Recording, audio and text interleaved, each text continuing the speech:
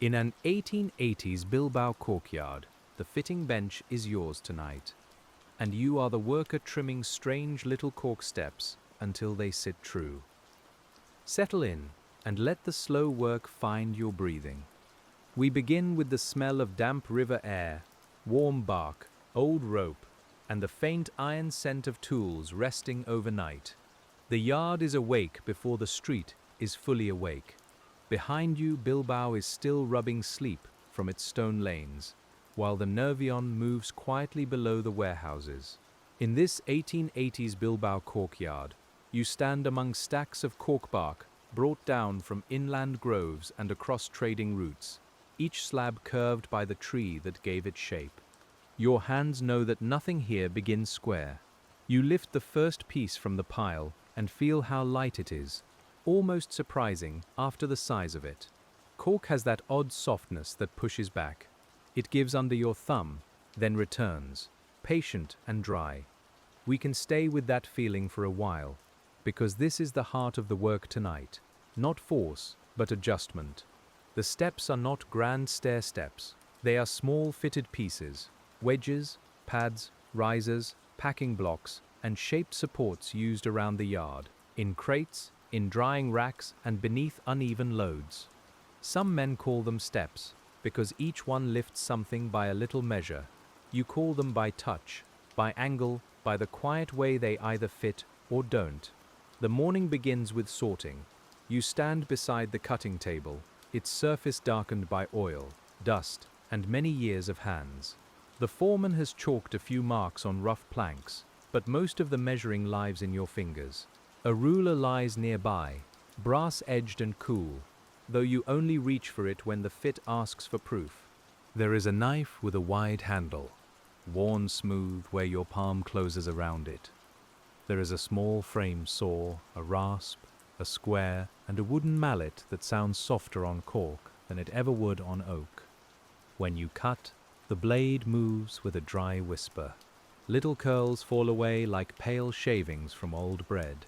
We move slowly here, because haste makes a poor fit. Cork tears if you bully it. It crumbles at the edge when the blade is dull, and it bruises when the pressure comes from the wrong direction. You learn to angle your wrist, to begin gently, and to let the grain of the bark tell you where it wants to open.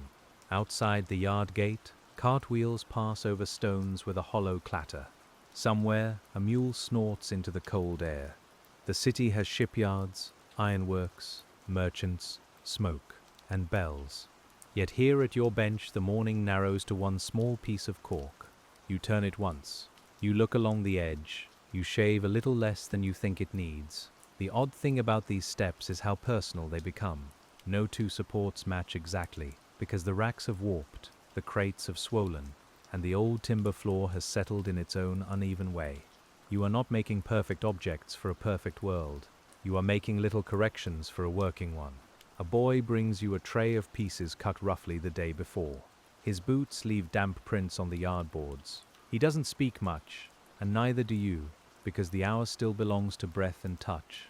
We notice the sound of the tray as it lands, a low wooden knock, followed by the soft shifting of cork against cork.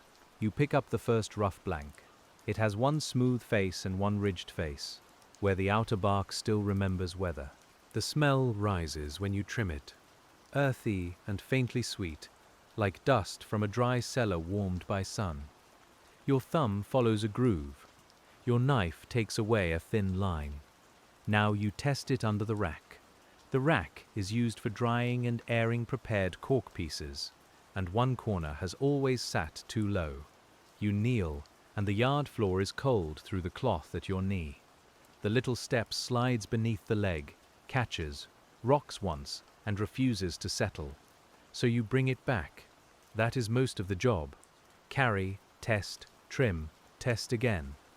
Your hands learn patience because the work gives no reward for impatience, only a wobble that everyone will hear later when the rack is loaded. You shave one corner, smooth the underside with the rasp, and blow away the dust. This time it fits more kindly. The rack quiets under your hand. It does not become new or straight or fine. It becomes useful again, which is often the better thing. In the 1880s Bilbao courtyard, Usefulness has its own gentle dignity, and you can feel it through your fingertips. By now the light has reached the upper wall, sliding down over hooks, coils, and stacked bark. The air is still cool, but the bench has begun to warm where your sleeves brush it. We can hear the city gathering itself beyond the yard, though your work remains small and close. A bell rings somewhere, muffled by roofs and river mist. The next step is stranger. It must fit inside a crate, not under a rack. The crate holds cut cork slabs that need to travel without shifting, and the old crate corners are never quite honest. One side bows inward. Another has a knot that pushes against the load. You make a cork step to fill the absence. You press the piece into place, and it leaves a pale dust on your fingers. Cork against cork makes almost no sound, only a dry kiss, a hush that belongs to storerooms and packing houses. The crate smells of rope, salt, and old wood.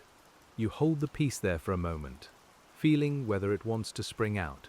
It does spring out, slowly, politely, as if refusing without offense. You smile a little, because the material has its own manners. Back at the bench, you trim a shallow hollow along one face, no wider than your thumb. We take our time with this hollow, because a hollow made too deep can never be unmade. The knife moves toward you, then away, in measured strokes. Your wrist settles into the rhythm. A shaving curls, breaks, and falls beside the others. The bench is already speckled with light brown dust. It clings to the cuff of your sleeve, to the lines of your palm, to the dark edge of the ruler. When the piece returns to the crate, it stays. Not firmly, not with drama, but with that quiet little agreement that working materials sometimes offer. You press the cork slab beside it, and the load no longer shifts. The step has disappeared into its job. That is how you know it has been made well. And as the morning wears on, we move from the first fittings at the bench to the wider yard, where every uneven plank and leaning stack asks for its own small answer. The wider yard has its own kind of speech, and after a while, you begin to understand it by touch. The boards near the gate are ridged from cartwheels, while the boards near the covered shed hold the older damp. You walk with a few cork blanks tucked under your arm, and each one brushes your coat with a dry, faint scrape. In the 1880s BILBAO Cork yard, even the floor seems to remember every load that crossed it. You stop beside a stack of bark slabs resting under canvas. Their outer sides are rough and grey, with ridges like old hands, and their inner faces are warmer, smoother, and reddish brown. Your task here is not to cut the cork into bottle stoppers or sheets. Not yet. Tonight, your work is smaller and stranger, making the fitted steps that help the yard hold itself together. We pause at the first stack because it leans more than it should. The cork bark has arrived in curved slabs, and although the men have tried to square the pile, each piece carries the shape of a living tree. You place your palm against the side and feel the spring in it. It is not dangerous in the ordinary rhythm of the day, only inconvenient, and inconvenience is where your bench begins. The foreman has left a chalk mark on the ground beside the stack. It is a pale crescent on dark wood, rubbed at the edges by boots. You kneel and slide your fingers into the gap beneath the lowest slab, where one end has lifted slightly from the uneven boards. There is grit there, and a few flakes of bark, and the cold breath of air that gathers under stacked things. You choose a blank with a broad base. It needs to be soft enough to grip, but firm enough not to fold under weight. Cork has that rare balance, as you know by now, taking pressure without complaining and returning just enough to keep its place. You hold it against the gap, and your thumb finds the first mark where it must be trimmed. Back at the bench, the yard opens behind you in quiet layers. There is the scrape of a broom near the wall, the murmur of men counting bundles, and the slow knock of crates being shifted into line. A kettle begins to mutter somewhere near the stove. You draw the knife through the cork, and a clean strip falls away, light as a dry leaf. The first fitting is too high. That is almost always the way. A good worker leaves too much at first, because too much can be shaved down, while too little becomes a lesson you must keep in your pocket. You take it back, lower your shoulder, and test it once more against the leaning stack. It catches at the near edge and leaves the far edge hollow, so you make the underside uneven on purpose. This is the part that would look wrong to someone passing by, because the little step no longer seems square or pretty. One corner thins out. One face curves slightly. The top tilts by the smallest degree. But the yard is not asking for beauty in a shop window, it is asking for a shape that belongs to this exact shadow under this exact stack. When the cork step finally slides into the gap, you press it home with the heel of your hand. It settles with a soft thud, and the stack loses a little of its lean. Not all of it, only enough. We let that be enough, because work like this is made of small improvements, not grand repairs. The air grows warmer near the covered cutting shed. Sun has found the roof tiles, and the smell of cork deepens, becoming dustier and sweeter. You wipe your knife on a scrap cloth and feel the powder gather along the blade. In the Bilbao Cork yard, your tools do not shine for long, because everything here leaves a little trace on everything else. A man passes carrying a bundle of thin strips tied with cord. He nods without stopping, and you nod back, because the yard has its own courtesy. Speech is saved for the moments that need it. Most of the morning moves by gesture, by the lift of a chin, by the turn of a hand, by the shared knowledge that a crate must be steadied before it can be lifted. You carry your next pieces toward the drying frames.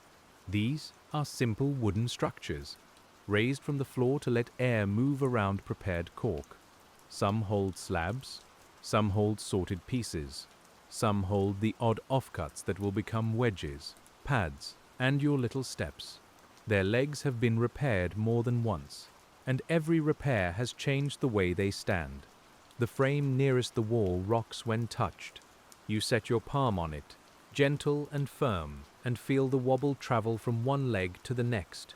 There is a damp mark beneath the back foot, where rain must have reached through a crack in the roof. The wood has swollen there. The front foot, by contrast, rests on a board worn low by years of passing boots. You crouch again. The position is familiar now. Knee bent, coat pulling at your shoulder, fingers exploring a narrow space where dust has settled. You hold a cork blank beneath the front foot and let the weight of the frame press into it.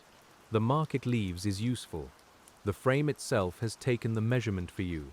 At the bench, you deepen that mark with a pencil. The pencil is short, almost too short, with a flattened end from being held in teeth. You can taste graphite when you touch it to your lip, though you hardly notice anymore. The cork waits under your hand, warm now from the yard air, and ready to be paired into agreement. The rasp makes a soft rasping sound, not harsh but steady. It leaves a roughened face that grips better against the board. You turn the piece often, checking the grain, checking the slope, checking whether your hand believes what your eyes suggest. A tool can measure the height. Your fingers must judge the feel. We take the fitted piece back to the frame.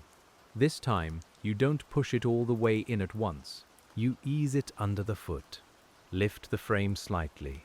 Let the cork breathe into the gap. Then set the weight down slowly. The rocking lessens. You press the upper rail and wait. There is a tiny movement, no more than a sigh, so you mark the high side and return. The second trimming is more delicate. You shave away less than the width of a fingernail. The blade hardly seems to move, yet the curl that falls from it is enough to change the whole fit. This is one of the quiet pleasures of your job in the 1880s Bilbao Cork yard. A thin shaving can make a stubborn thing rest. By midday, the work has shifted from the yard boards to the packing shed, where the light is dimmer and the air smells of hemp rope, damp timber, and cork dust. You step inside from the brightness, and for a moment your eyes need time. We stand together in that softer dark, hearing the river more clearly through the open doors. Somewhere beyond the wall, metal strikes metal from another trade. The packing shed is full of corners. Crates make corners. Shelves make corners. Stacks make narrow lanes where your shoulder brushes twine. Labels and hanging sacks. You move carefully, because every packed crate has its own balance, and the wrong nudge can undo a patient morning. Under your boots, the floor is strewn with cork crumbs that flatten without complaint. A large crate waits near the center table. It is bound for a merchant who expects the cork pieces to arrive dry, clean, and unbroken. The crate has been used before, perhaps many times, and one bottom board has bowed inward. You can see the hollow where the contents would settle during travel. Your job is to fit steps inside, lifting the packed layers so the pressure spreads evenly. You run your hand over the bottom boards. They are rough, with splinters at the seams, and they smell faintly of salt from some earlier journey. The hollow is shallow but broad. It cannot be solved by one proud block in the middle. It needs a set of small cork steps, each different, each taking a little of the load. We choose 3 blanks from the tray. One is wide and plain.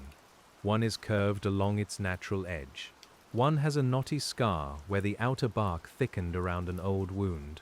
You keep that scar because it may help grip the board. Waste is not a virtue here, and every oddness can become useful if your hands are patient enough. The first step goes near the left corner. You trim it broad and low with a bevel along the underside, so it nestles into the bowed plank rather than rocking across it. The cork smells sharper when cut inside the shed. Dust hangs in the slant of light from the doorway. You can feel it on your tongue, faint and dry. The second step must meet the first without crowding it. This is a subtler task. If the steps touch too firmly, they may shift together when the crate is carried. If they sit too far apart, the cork slabs above will sag between them. You set them in place, lift them out, trim, and set them again, each motion unhurried and plain. The third step is the strange one, the one that looks wrong until it fits. You hold it near the knot in the board, then roll it slightly under your fingers. It needs a hollow cut into one side and a sloping face along the top. Anyone seeing it alone might think it a scrap. Inside the crate, it becomes the missing ground. A younger worker pauses beside you, watching without speaking. Perhaps he has been sent to learn, or perhaps he simply enjoys the odd satisfaction of seeing a wobble disappear. You show him by gesture, not lecture. You place the rough step in the crate, let it rock, then shave one edge and place it again. His eyes follow the change.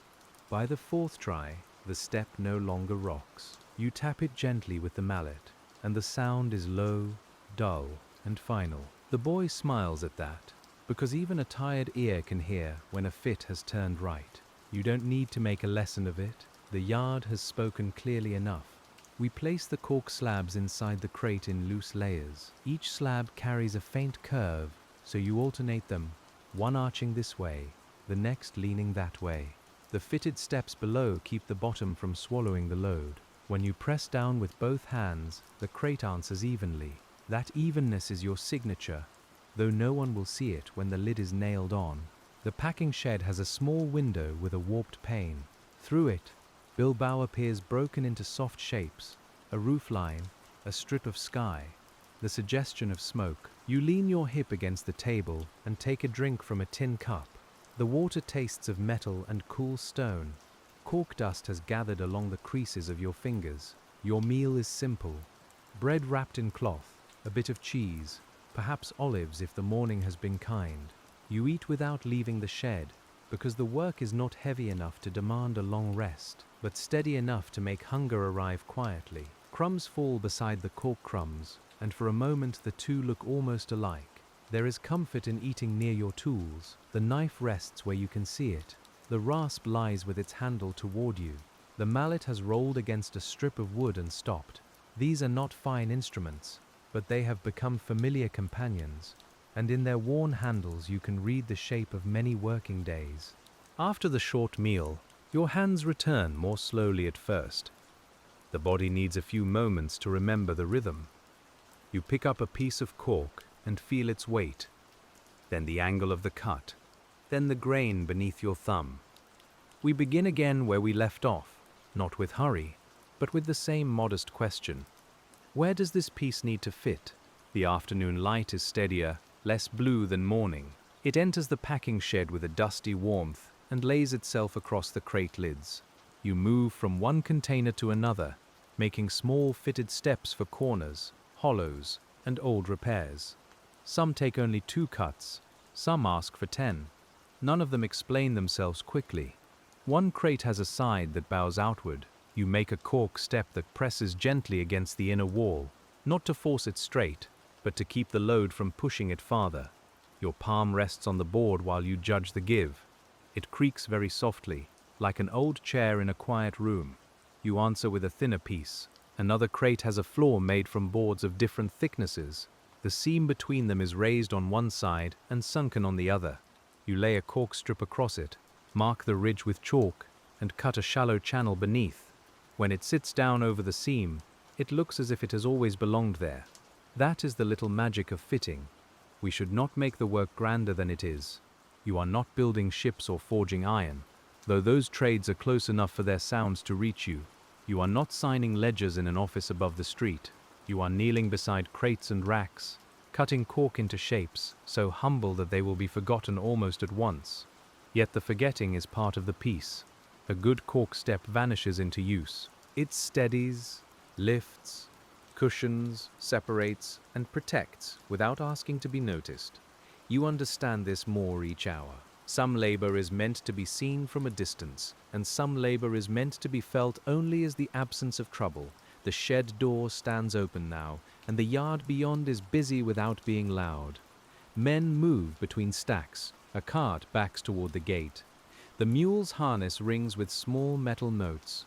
The river air carries a smell of coal smoke from farther downstream, where Bilbao's other industries breathe into the afternoon.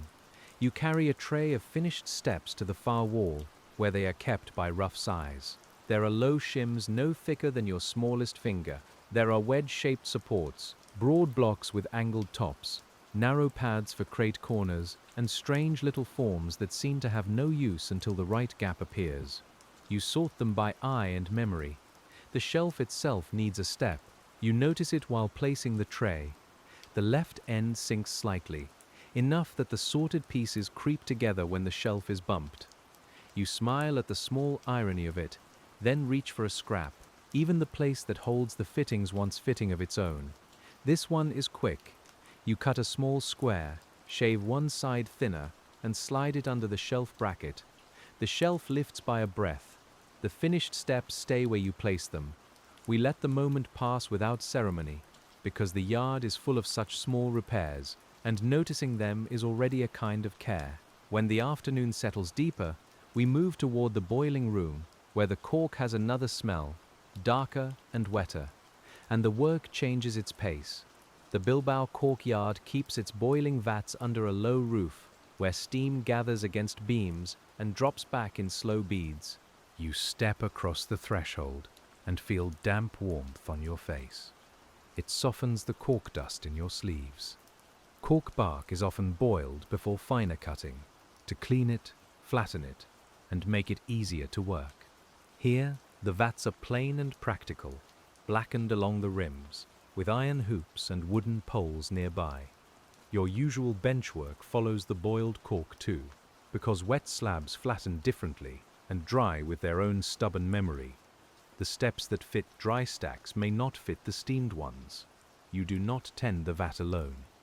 Another worker handles the poles, turning the slabs as they soak, and his shirt clings at the shoulders from the heat.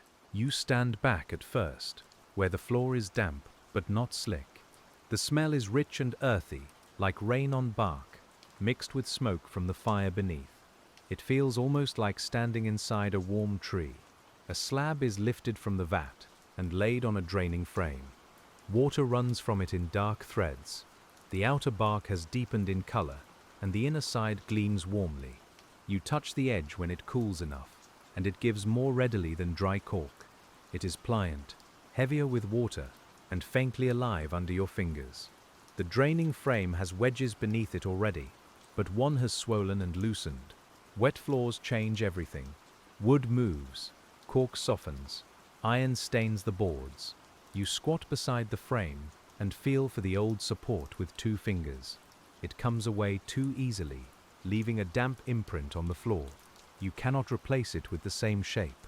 The frame has shifted since morning, and the wet load has bowed one rail, so you choose a denser piece of cork, one cut from closer inner bark, and trim it with broader faces.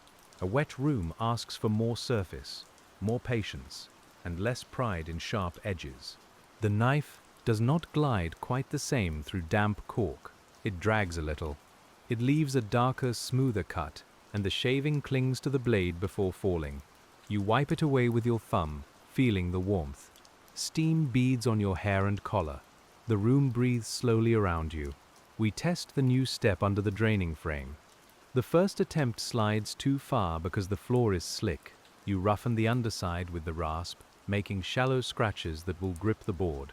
The second attempt holds better, but the frame still dips. You add a thin companion piece beside it, almost like a shadow. Together, the two pieces take the weight. The draining slab rests more evenly, and the water runs toward the gutter instead of pooling in one corner. That matters, though it seems small. Pooled water stains the cork and slows the drying. A fitted step, placed well, can help time move properly through the work. The boiling room has its own music. There is the low simmer of water, the faint crack of fire, the suck and drip as slabs are lifted free, and the soft grunt of men shifting weight together. Your own part fits between these sounds. Cut, test, roughen, press. The repetition steadies the mind. We are still in the 1880s Bilbao Cork yard, but the world outside feels farther away here. Steam blurs the doorway. The bells of the city arrive softened, as if wrapped in cloth. You can see only portions of things at once. A hand on a pole, a boot near the vat, a beam dark with moisture. The work becomes close and warm. Another frame needs a step at the rear. You cannot see the gap well, so you judge it by touch. Your fingers slide along the floor, finding heat, grit, and the slick edge of old cork. There is a splinter in the board, and you avoid it without thinking. Your hand has learned the room's small warnings. The piece you make is longer than the others. It must bridge a shallow hollow where the floorboard has cupped from years of damp.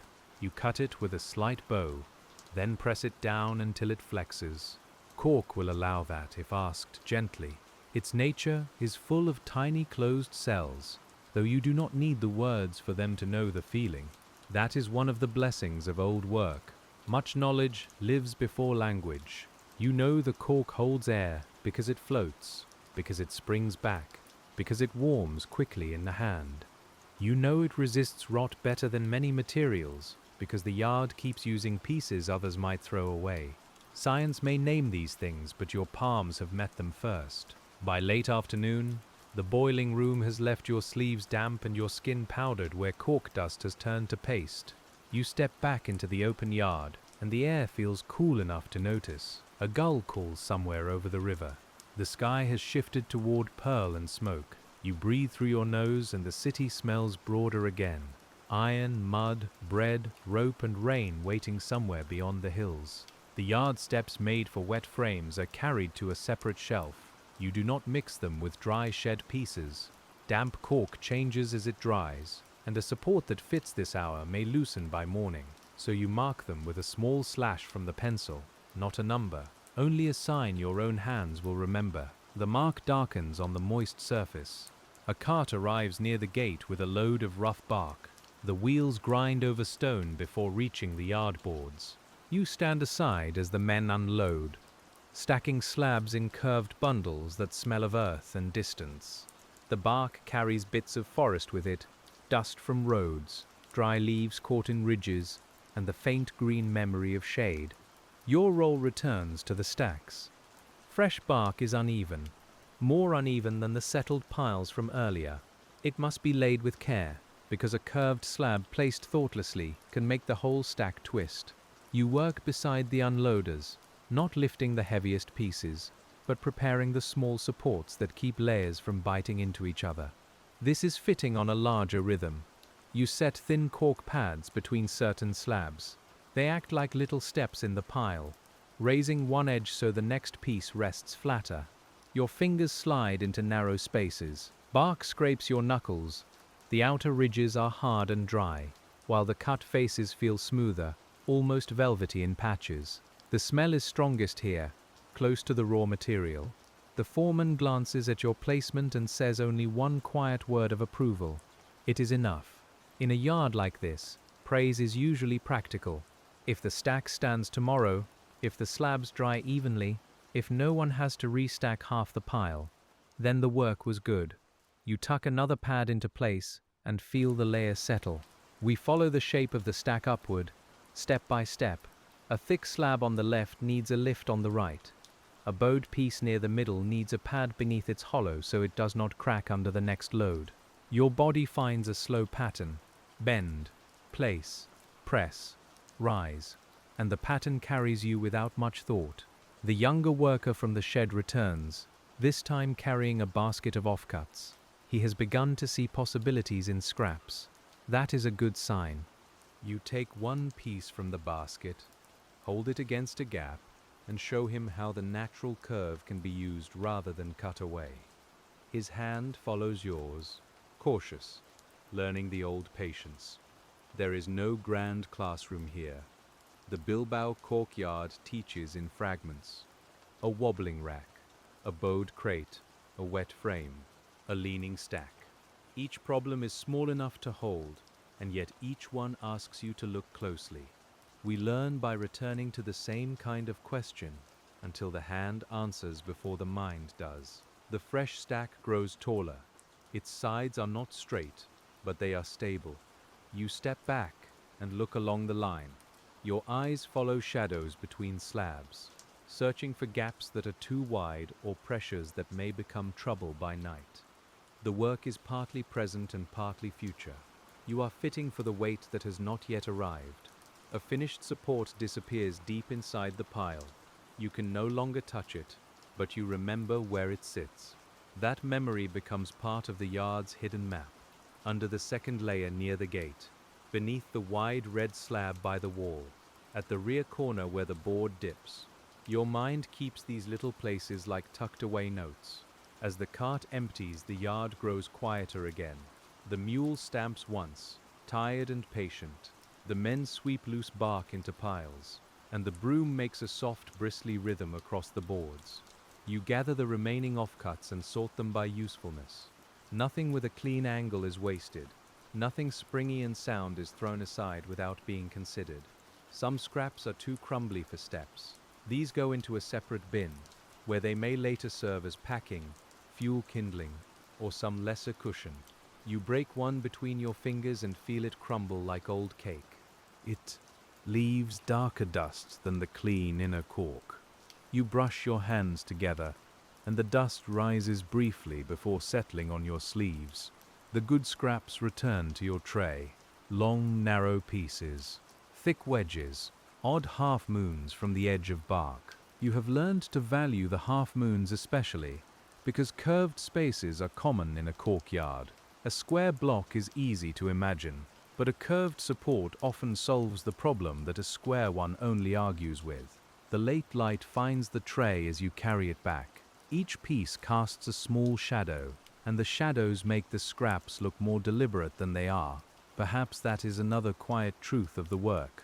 Attention gives shape to what might otherwise look like refuse. You place the tray near the bench and run a hand over the pieces, feeling tomorrow's tasks already waiting. When the bell from a nearby church marks the later hour, we turn toward the repair corner, where old tools, broken racks and tired crates gather until someone has a moment for them. This corner of the Bilbao Cork yard is less tidy than the rest, but it is not neglected. It smells of old wood, dried glue, rust, and cork dust thick enough to soften every sound. You sit on a low stool with one leg shorter than the others. It rocks under you, which seems fitting. Before you can repair the racks, the stool itself needs a small step beneath its foot. You take a sliver from the tray and tuck it under without ceremony. The rocking stops. Now the repairer has been repaired enough to begin. An old rack lies on its side. One rail is cracked, and 2 pegs have loosened. That is another man's joinery work. But the rack also needs new cork pads where the slabs rest. The old pads have flattened over time, becoming hard at the edges and polished by use. You pry them away with a knife tip, careful not to gouge the wood. Under each old pad is a cleaner mark, a ghost of its former shape. You run your thumb over the pale rectangle. The wood there feels smoother, protected from dust and hands. You cut new pads slightly larger than the marks, because the rack has aged and its needs have widened. We do not force the old thing back into its first shape. The pads are attached with small tacks. You hold each tack between finger and thumb, then tap it with the little mallet. The sound is gentle, almost domestic, more like fixing a drawer than working in a yard. Cork softens the strike. The rack takes the new pads quietly, and when you lift it upright, its resting places look warm and clean. Another crate needs corner blocks. These are not steps in the common sense, but in your work they belong to the same family. They lift a load away from a weak seam. They give a lid something even to press against. They make the inside of an old box trustworthy again. You measure them by placing your hand inside the corner and feeling the slant. The crate's wood is rougher here. A splinter catches the cloth of your sleeve. You work it free gently, then shave a cork block until it meets both walls without forcing either one. The smell inside the crate is close and dry, almost dusty enough to make you cough. You breathe slowly through it and keep trimming. We can imagine, softly, where this crate might go after it leaves the yard. Perhaps downriver by cart, perhaps onto a vessel, perhaps toward a merchant whose customers will never think of the fitted cork steps hidden inside the packing. That's all right. Your work was never meant to arrive as a story. It was meant to arrive as something unbroken. The repair corner grows peaceful as the day thins. Fewer boots pass behind you. The boiling room quiets. The carts have left. What remains is the intimate sound of hand tools and the faint shifting of stored materials as the yard cools. You can hear your own breathing more clearly now, and the small dry scrape of cork against the bench. You make a set of paired steps for a rack that must stand against the wall. They need to match each other without being identical, because the floor falls away along the wall by a tiny measure. You cut one slightly taller, then shave the other to meet it. When both are in place, the rack stands close and still, as if relieved. This kind of matching is slow. You test one, then the other, then both together. A change to one changes the pair. The mind could become restless with such small differences, but your hands do not. Your hands understand that the world is rarely even, and that peace often comes from learning the angle rather than denying it.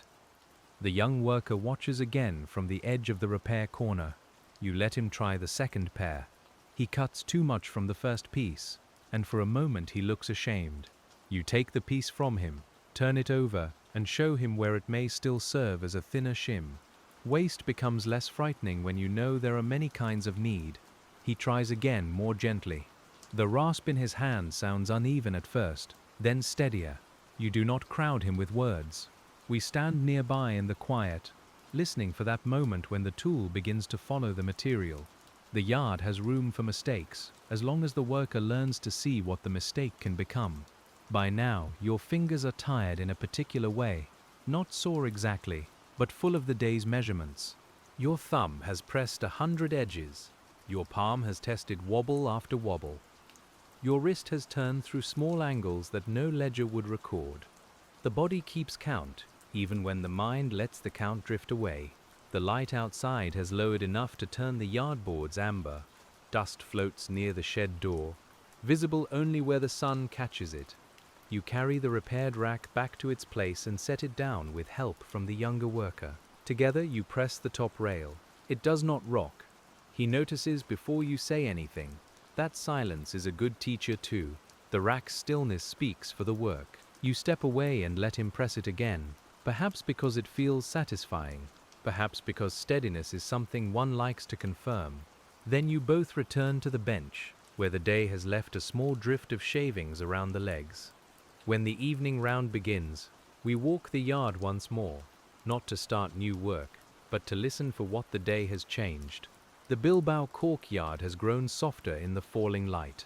The raw stacks are covered. The packed crates are lined near the wall. The boiling room door stands open, letting out the last warmth in a faint cloud. You carry a few small steps in your apron pocket. This is habit. A worker who fits things learns that the last need often appears after the tools have almost been put away. The pieces knock softly against one another as you walk. Your knife rests in its sheath. The pencil sits behind your ear, leaving a faint smudge above your temple. At the first stack, You place your hand where you steadied it in the morning. The lean has not returned. The little step beneath it is hidden, but you know its work continues in the dark. You give the stack a careful push, not enough to disturb it, only enough to feel its answer. It holds. At the drying frame, the front foot remains quiet. The cork support has compressed slightly, as expected, and that small settling is good. Cork likes to find its own final shape under pressure.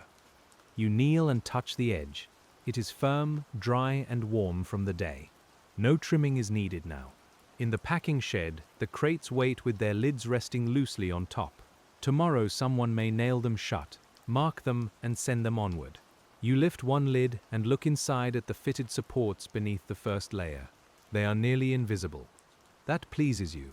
A piece that draws attention inside a crate may be too proud for its purpose. The shed is quieter than before. Without the midday work, it smells more strongly of old rope and enclosed wood. Your footsteps sound fuller in the room. A loose label stirs near the window, moving in a breath of air you can barely feel. You press it flat under a small cork offcut, and for now, that too is a kind of fitting. We step back into the yard, where the evening cool has begun to gather near the ground. The boards underfoot release the day's warmth slowly. Somewhere a door closes, somewhere a man laughs once, softly, and the sound fades toward the street.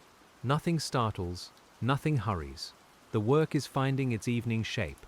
Near the repair corner, the stool still stands steady on its little shim. You sit for a moment and stretch your fingers. The skin around your nails is darkened by cork dust, and the lines in your palms hold fine powder. You rub them with a cloth, but some of the day remains. It will follow you home in small traces. There is a pleasure in that. Quiet and ordinary. The work has marked you without injuring you. It has given your hands the smell of bark, your sleeves the dust of the yard, and your mind the memory of many small uneven places brought closer to rest. You are tired, but not emptied. The rhythm has left something settled behind. Before putting the tools away, you sharpen the knife lightly. The stone is small, kept in a wooden box near the bench. You wet it with a little water, then draw the blade along it in slow strokes. Steel against stone makes a different sound from cork, thinner and cleaner, and it seems to clear the ear after a day of soft materials. You test the edge against a scrap, taking the smallest shaving. It lifts cleanly. That is enough. The blade does not need to be fierce, only ready. You wipe it dry and lay it in its place. The rasp is brushed free of clinging dust. The mallet is set handle out where your morning hand will find it without searching. The tray of unfinished scraps remains on the bench. You cover it with a cloth, not because the scraps are precious in any grand sense, but because dry dust and damp night air both have their ways of changing things. A covered tray is a small promise to tomorrow. We leave the pieces waiting in the order your hands understand. The yard keeper comes through with a lantern. Its light is not needed yet, but the habit belongs to evening. The glass is slightly smoky, and the flame inside bends when he walks. It casts warm color across the cork stacks, making the bark ridges look deeper. For a moment the whole yard seems made of amber, brown, and old gold. You speak with him briefly about the fresh stack near the gate. Not much, just enough to say it should not be moved until morning. He nods, because he knows the value of leaving a new stack to settle. Some things must be watched by doing nothing. The fitted steps beneath it will take the first night's weight. We make one last pass by the boiling room. The vats are quiet now, their fires drawn low. Wet slabs rest on frames, steaming only faintly. The supports you placed there have darkened but held. A drop of water falls from a beam into a pail with a hollow note. Then another drop follows after a long pause. The air in that room is thick and gentle. It clings to your face as you lean in.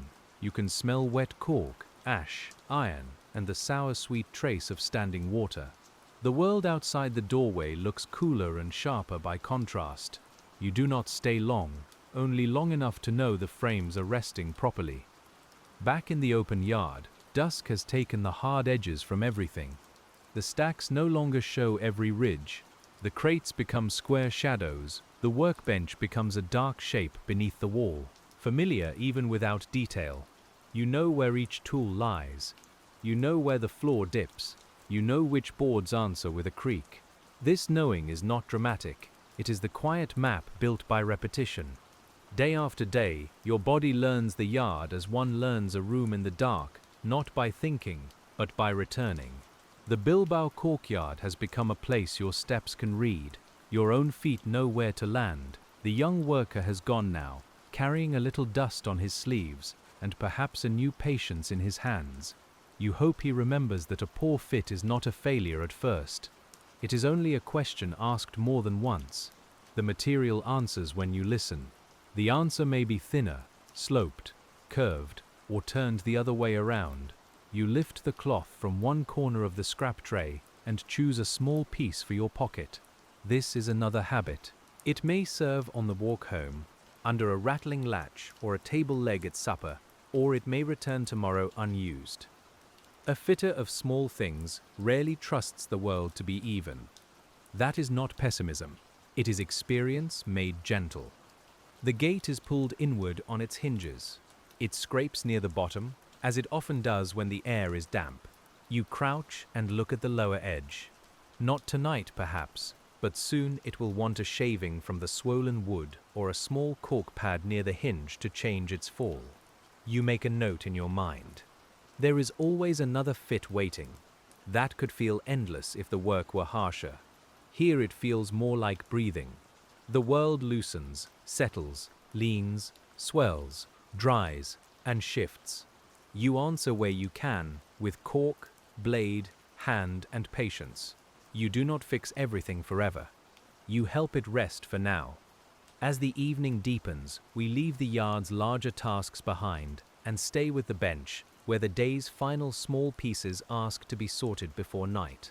The bench holds shavings in little drifts, and the air above it smells dry again after the dampness of the boiling room. Your fingers move through the scraps, choosing, turning, and remembering. Each piece has a future shape hidden inside it. You set aside the long thin strips for crate seams. They are flexible enough to follow a slight bow, and narrow enough to vanish under a packed layer. The thick square pieces go to the back of the tray, where morning will find them for rack feet and stack supports. The curved offcuts are placed together, because curved offcuts are easy to lose and difficult to replace. A small beetle of bark falls from one rough slab beside the bench. It lands on its back, then rights itself, and disappears into a crack between boards. You notice it. Without surprise, the yard carries the outside world in small amounts, tucked into bark ridges and rope fibers. Even here, among tools and crates, the memory of trees has not been completely swept away. You take the broom and draw the cork dust into a soft pile. The broom's bristles are worn short on one side, so it pulls slightly left unless you correct it. Another fit, another adjustment. You smile at the thought and keep sweeping. Dust gathers around your boots, pale and quiet, with darker flakes from the outer bark mixed through it. The sweepings are not all thrown away. Cleaner cork dust may be saved for packing delicate gaps, while dirty floor sweepings go elsewhere. You separate what can be used. Your hands have spent the day rescuing usefulness from irregular things, and they continue almost without instruction. The body likes to finish a pattern once it has begun. The bench surface appears again as the dust clears. Knife marks cross it in faint lines, some old, some fresh. There are dark circles from cups, pale scratches from crate nails, and one deep groove where someone years ago cut too hard. You run your palm over the surface. It is not smooth, but it is known. A final crate corner waits near your elbow. You had almost forgotten it, though it has been patiently present since the afternoon. Its lid does not sit evenly, because one inside support is missing. You could leave it for morning, but the piece is simple, and the satisfaction of finishing it is quiet enough for evening. You sit again and choose a small block. The crate is narrow, so your wrist must turn awkwardly inside it. The wood is cool now. The air in the corner smells enclosed, a little stale, with the mineral scent of old nails. You press the cork block against the seam, and feel where it refuses. A short bevel will do. Not a grand shape, just enough to let the lid rest. The knife takes the bevel cleanly. You check it with your thumb, then soften the sharp edge so it will not crumble under pressure. The block fits on the second try. When the lid settles, it makes a low, even sound all around. Wood meeting wood with no complaint. You leave your hand on the lid for a moment. This is not pride exactly. It is more like being in tune with a room. The crate, the bench, the rack, the stack, the damp frame, the gate, the stool, all these small uneven things have passed through your notice today. Some have been answered, some have been remembered.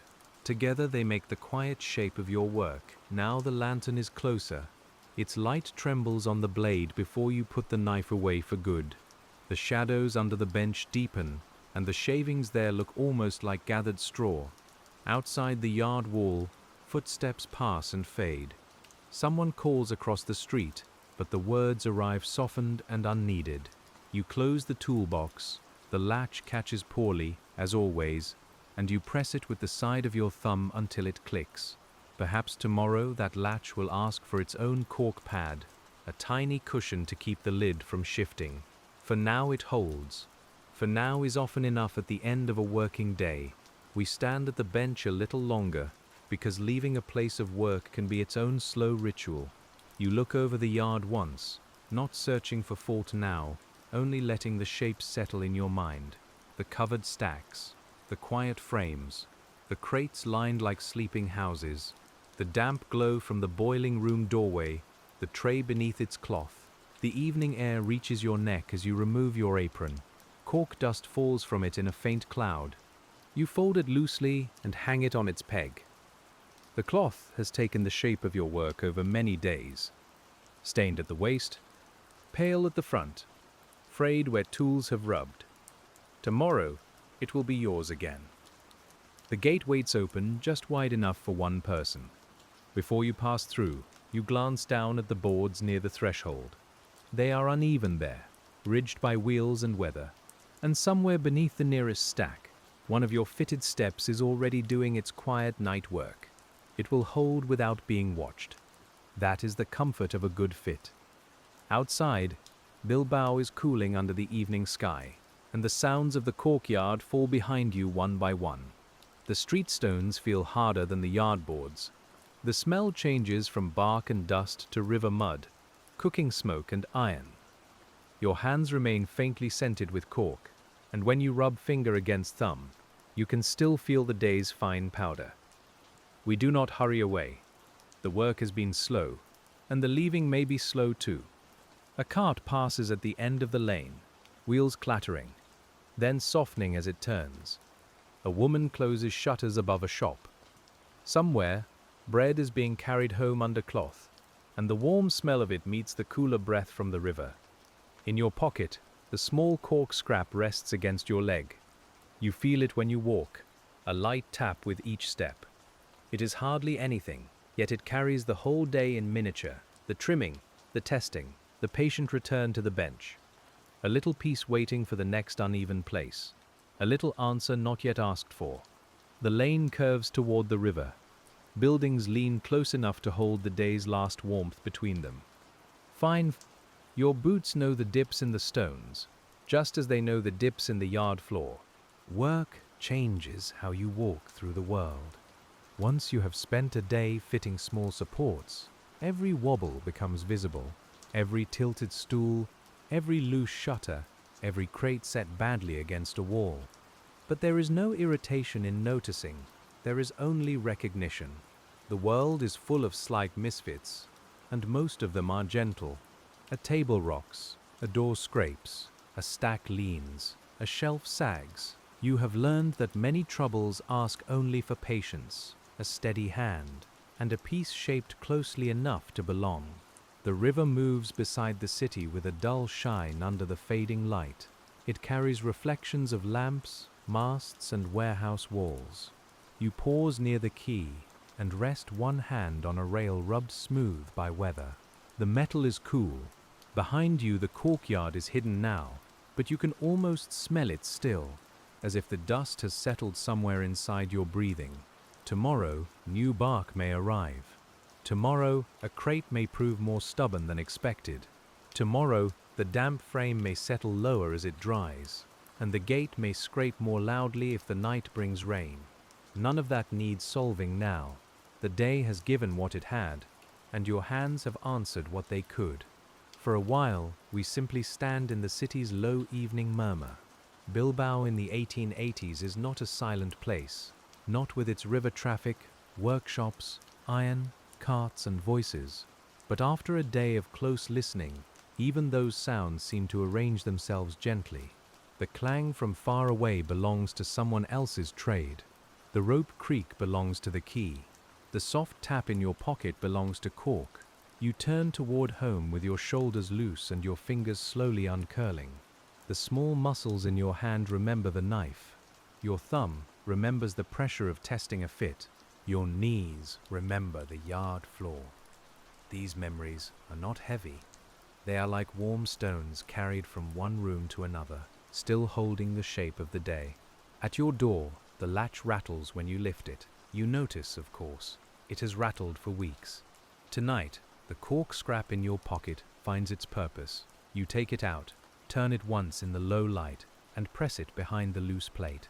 It is not a formal repair, it is simply what the moment asks. The rattle softens, the latch rests.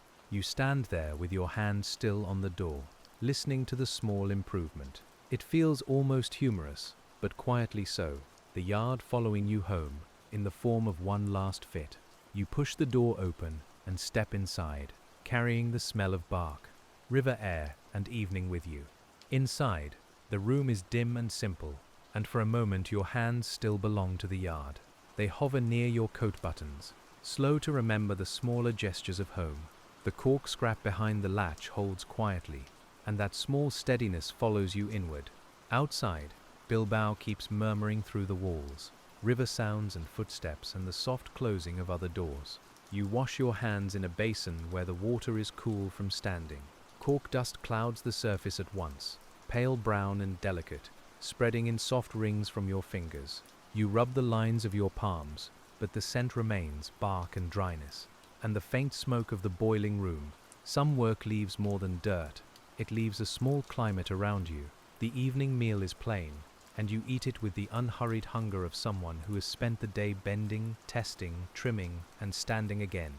Bread breaks under your thumb with a sound not unlike dry cork giving way to the knife. The thought makes you smile without meaning to. The day has tuned your ears to small fractures and soft edges. A chair leg rocks beneath you. You notice it before you sit fully because your body has become a level and a measure. There is no need to fix it tonight. Still, you shift your weight and feel the rhythm of the wobble. Back foot, front foot, back foot, front foot. Even at home, the world speaks in little unevennesses. We let the evening remain quiet because the next day is already resting inside it. The tools are put away in the yard, the stacks are covered, and the boiling room has gone damp and dark, yet your mind revisits certain places without effort. The crate floor with its broad hollow, the young worker's second attempt, the wet frame that needed two pieces instead of one. Sleep comes with the smell of cork still faintly in your hair. The street outside settles slowly, never completely silent, but softer with each passing hour. Somewhere, a horse shifts in its stall. Somewhere, river water touches stone. In your dreams, if dreams come, they are not dramatic, only the repetition of hand and tool, a piece turned once, then fitted into place. Before dawn, the city is cool again. You wake to the dimness before lamps are fully out and before smoke has gathered over the roofs. Your hands feel rested, though the joints remember yesterday's small pressure. The cork behind the latch is still holding. You lift it gently, step out, and close the door without the old rattle. The walk back to the 1880s BILBAO Cork yard is a quiet returning. Streets shine faintly where night damp has settled on stone. Bakers are awake, and their warm ovens send a soft smell through the lanes, mixing with coal smoke and river mist. You carry no grand instrument, only your knife, your apron, and the patient knowledge that the yard will have shifted while you slept. At the gate, the first thing you do is listen. That may seem strange to someone who thinks work begins only when tools are lifted, but you know the yard speaks before it is touched. A stack may creak, a frame may drip, a crate board may complain in the cool. This morning, the sounds are low and orderly, and the gate opens with its familiar scrape. The fitted step under the gate has not yet been made, so the scrape remains. You make a note again, more firmly this time, not as an annoyance, but as a small promise. The yard smells different in the morning, less dusty and more raw, with damp bark under canvas and cold wood holding the night. You breathe it in and let the day come slowly. The fresh stack by the gate is your first concern. You walk to it with your palm open, ready to feel rather than force. The covering canvas is beaded with moisture, and when you lift one edge, a cool smell rises from the bark. The stack has settled, not badly, not enough to trouble anyone, but the left side has taken more weight than yesterday's eye predicted. You kneel beside the bottom layer and touch the hidden support as well as you can. It has compressed in the night, which is natural, because cork yields before it holds. The stack now asks for a second, thinner step beside the first. You return to the bench, where morning light has only begun to draw the tools out of shadow. The bench is as you left it, but also not quite the same. Dust has settled differently. The cloth over the scrap tray has sagged with dampness. The mallet handle is cool. You uncover the pieces and choose a thin half-moon offcut, curved by its old place on the bark. This curve may answer the stack better than any square piece could. Your knife works slowly at first, because morning hands should not be rushed. The first shaving is uneven. The second is cleaner. You trim the inner curve, roughen the underside, and leave the top with a slight rise in the middle. This little piece looks like nothing. It will matter because it meets a place no other piece meets. Back at the stack, you slide the new step beside the old one. It resists. You withdraw it, shave one edge against your thumb's mark, and try again. Now it enters with a soft, tight sigh. You press the stack gently. The left side settles less. We can hear the quiet in that improvement, because a good fit often sounds like almost nothing. A younger worker arrives while you are still crouched there, his breath pale in the cool air. He looks at the stack, then at your hand, then at the small gap where the new piece has vanished. You nod toward it, inviting him to see without explaining too much. He leans in, studies the angle, and understands a little more than he did yesterday. The first hour belongs to these checks. You walk from frame to frame, stack to stack, crate to crate, touching the places where yesterday's work settled overnight. Some steps have held perfectly, some have compressed. One has twisted because the foot above it was rougher than expected. That is not failure. That is morning information. The twisted piece comes out with a pinch of effort. It has taken the mark of the rack foot deeply, a little hollow pressed into its top. You keep that mark in mind while trimming the replacement. The old piece is not discarded. It may serve elsewhere, because a crushed hollow could fit another stubborn foot one day. At the cutting bench, you set the old piece aside with other marked supports. These are valuable in a way that new blanks are not. They carry impressions of the yard's problems, and sometimes an old mark becomes the beginning of a future solution. You arrange them near the back, where the younger worker can learn to look before cutting fresh material. The morning grows brighter, and with it comes the fuller sound of Bilbao, a cart on the street, a whistle downriver, voices near the warehouse doors. Inside the corkyard, the sounds remain softened by bark and dust, as if the material itself prefers a lower tone. You sweep yesterday's last shavings from beneath the bench, and the broom makes a tired but willing hush. Today, the gate asks to be answered. It scrapes again when a man pushes it wider for a cart, and this time the bottom catches hard enough to make him pause. You watch the line of the gate as it swings.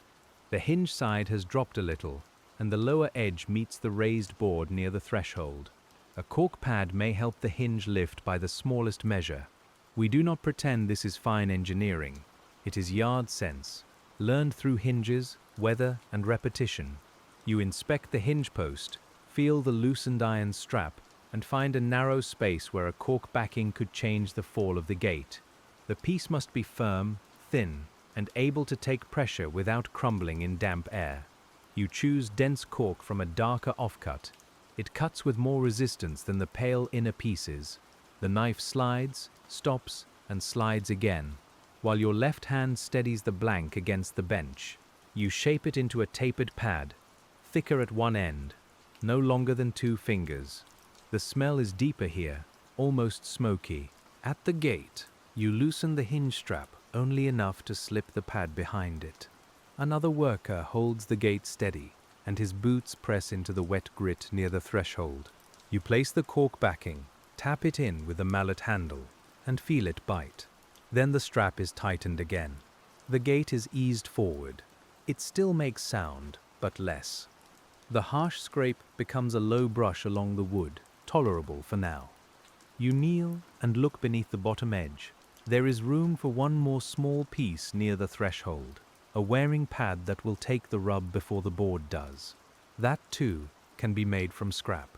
This is how a morning disappears in the Bilbao Corkyard, not through great events, but through little corrections that lead one to another.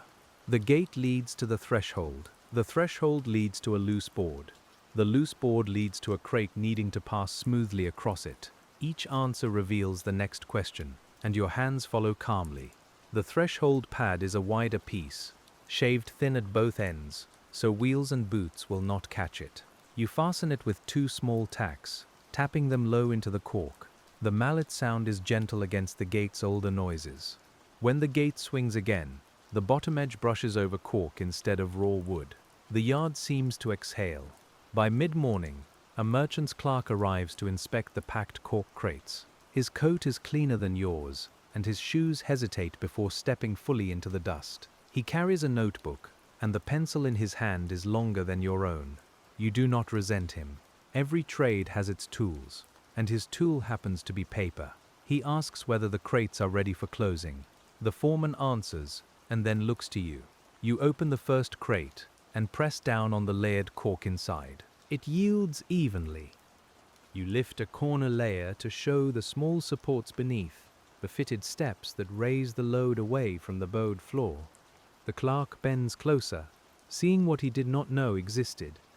There is a mild surprise in his face. Perhaps he thought packing was only filling a box. Many people do. You know packing is a kind of quiet architecture, especially with a material that curves, springs, dries, and remembers. The inside of a crate has weather of its own. It has pressure, space, weakness, and the need for balance. The clerk touches one of the supports, then withdraws his finger with cork dust on it. He writes something down. You cannot read it from where you stand, and you do not need to. The crate itself is the better record. When its lid is nailed and its contents travel without shifting, that will be the line that matters. Another crate is opened. This one held well overnight, but one side step has loosened slightly as the packed layers settled. You take it out and add a thin companion shim behind it.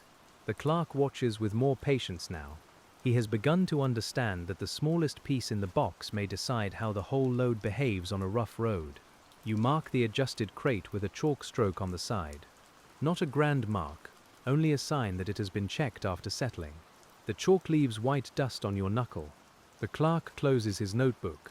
The foreman speaks quietly with him about numbers, destinations, and timing, while you return to the crate corner and smooth one last edge with your thumb. The lids are nailed on later, but before that happens, you walk the row once more. You press each top layer. You listen for shifting. You lean your weight gently into the sides. Some crates answer with a hollow note, some with a fuller one, depending on their age and boards. Your ear has learned the difference between a healthy hollow and a warning one.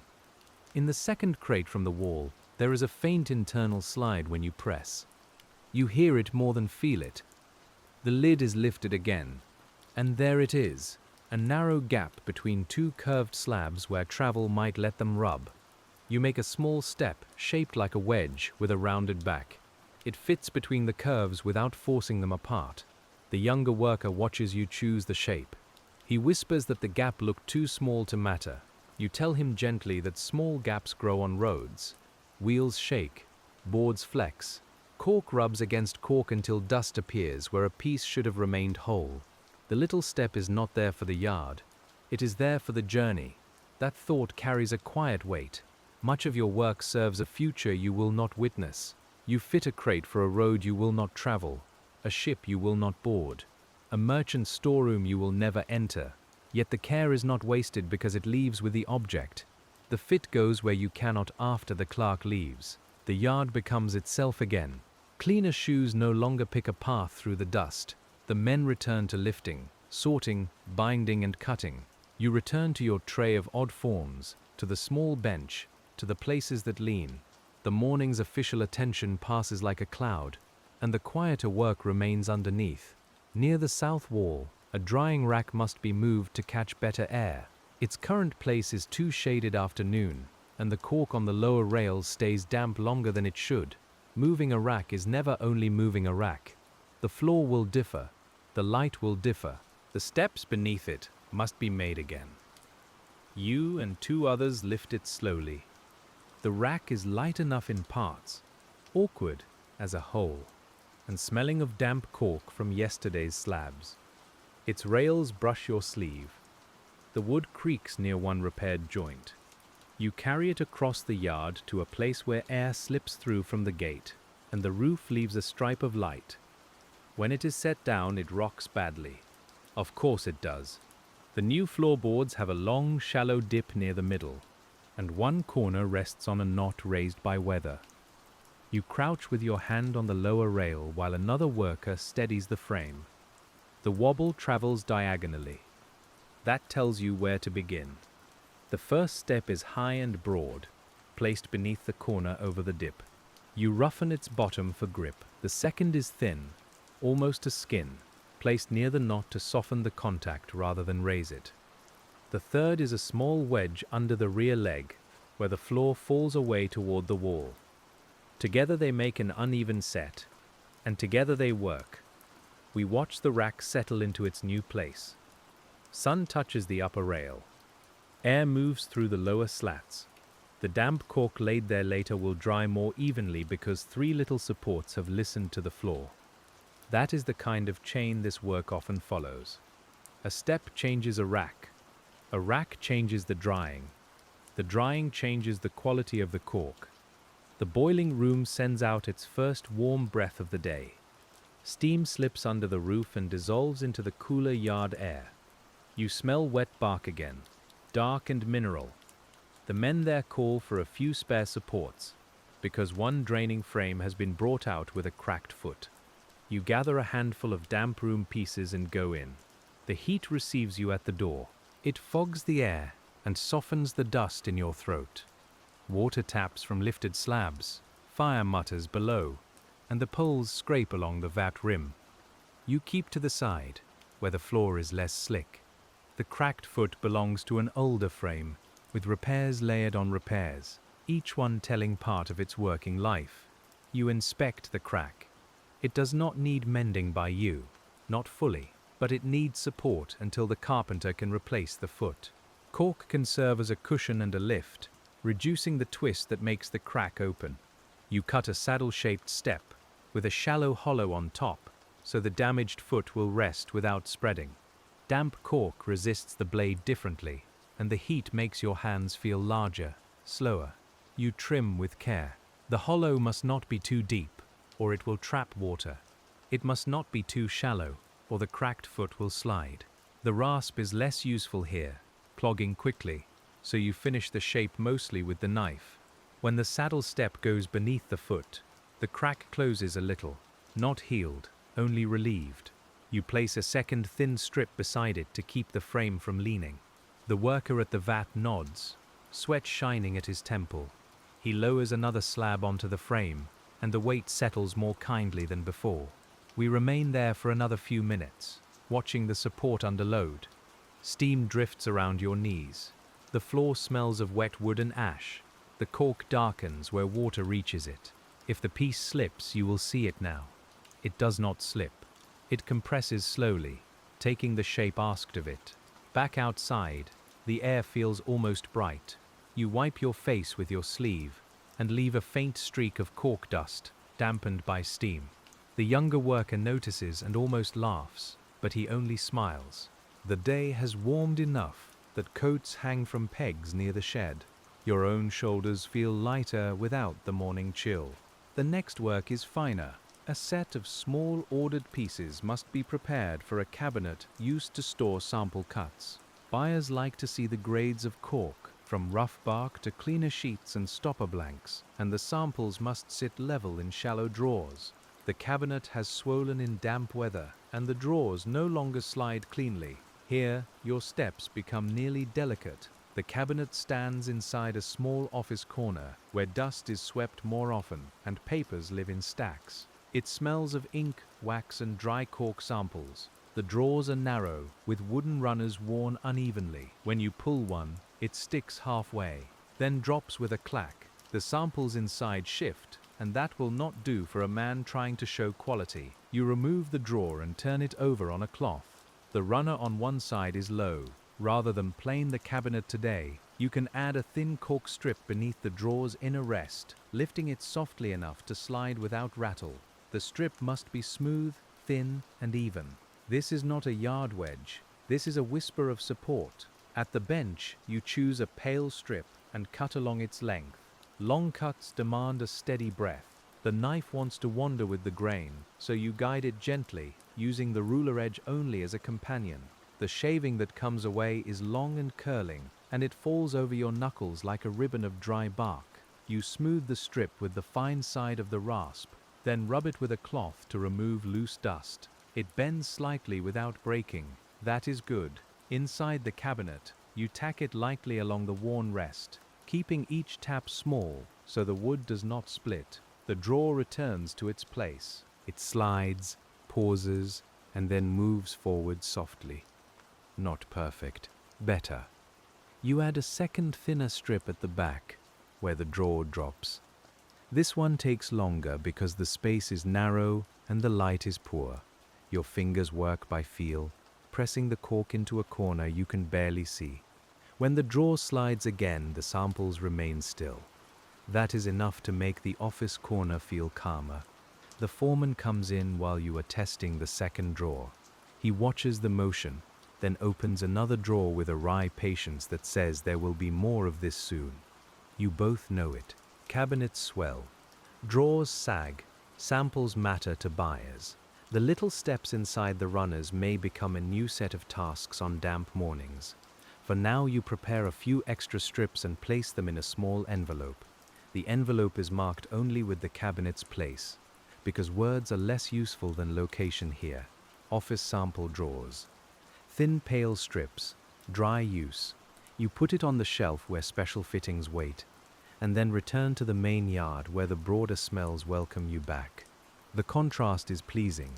After the close office and ink, the yard feels wide, though it is not truly large. The sky over the roofline has cleared to a soft grey blue. Bark stacks cast stronger shadows.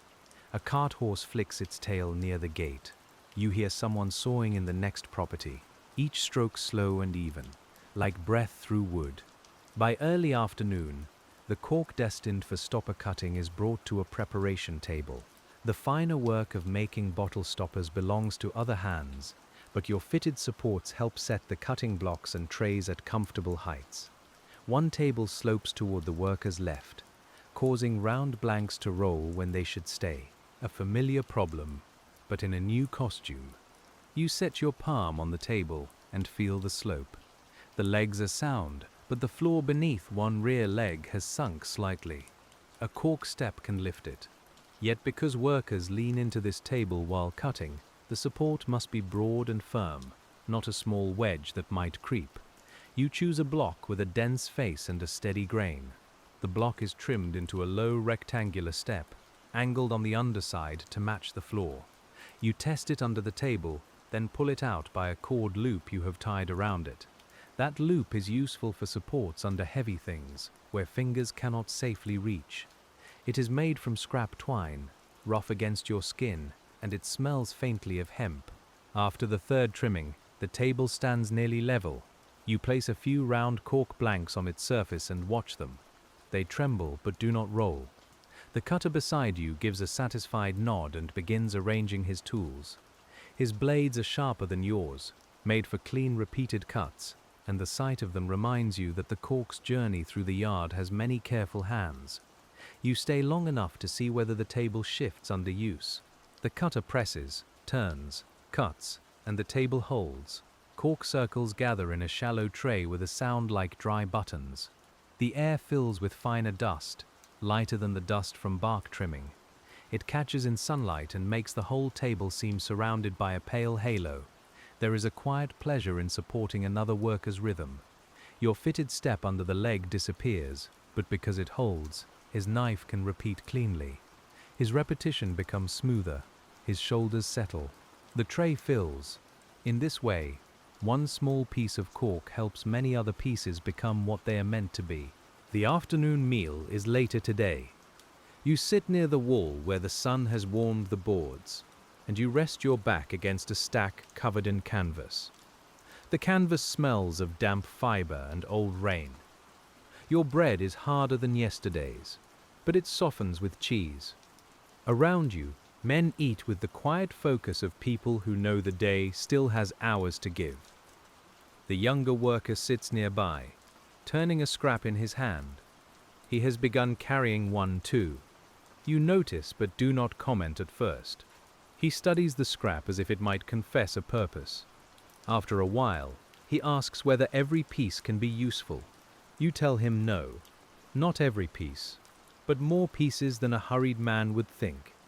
That answer seems to satisfy him. It is true enough for work and perhaps for other things. You do not make it grand. You simply eat, drink from the tin cup, and let the yard sounds fill the spaces between words. A gull calls over the river. The boiling room door creaks. Somewhere, a crate lid is set down flat. After the meal, the day becomes more repetitive, and repetition is where the mind loosens. You make a run of ordinary crate steps, not strange ones, not clever ones, only broad small lifts for the corners of newly repaired boxes. Cut one face, bevel one edge, test against the corner block, smooth the surface, place it in the tray, again and again, but never exactly the same. One piece has a flaw near the middle, so you turn the flaw outward. One has a hard ridge from outer bark, so you trim it down and leave the tougher side for pressure. One is too soft for a crate, but right for a drawer. Your sorting becomes almost musical. The bench gathers shavings in a crescent near your right elbow. Your shoulders move in a small rhythm.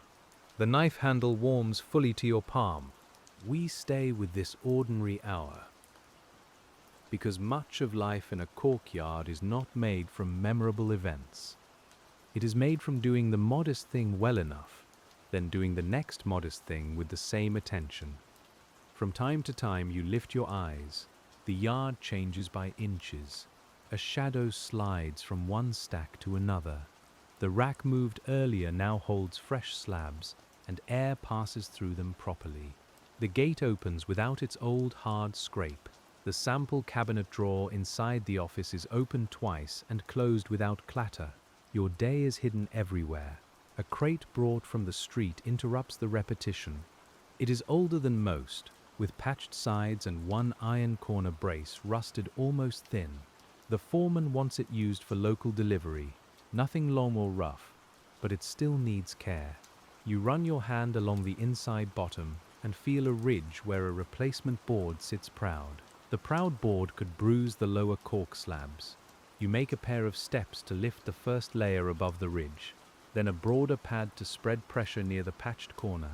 The crate smells of fish faintly, perhaps from some earlier use, though the smell has faded into old wood.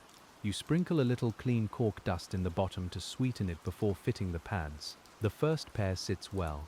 The broad pad does not. It tips toward the rusted brace. You cut a shallow notch in one side so it can sit around the brace's inner head. Now it rests flat, and the corner no longer feels like a threat to the load. You press down with both palms and hear only a firm, low answer. This older crate reminds you that no object enters the yard as a blank thing. Everything has been used, weathered, carried, struck, dried, or dampened before it reaches your hands. Even new cork carries the tree's seasons. Even a fresh board carries the sawmill. Your job is to meet these histories without fuss and make them work together for one more journey. Late in the day, rain begins without ceremony. Not a storm, only a fine Bilbao rain that seems to arrive from the air itself. The yard darkens.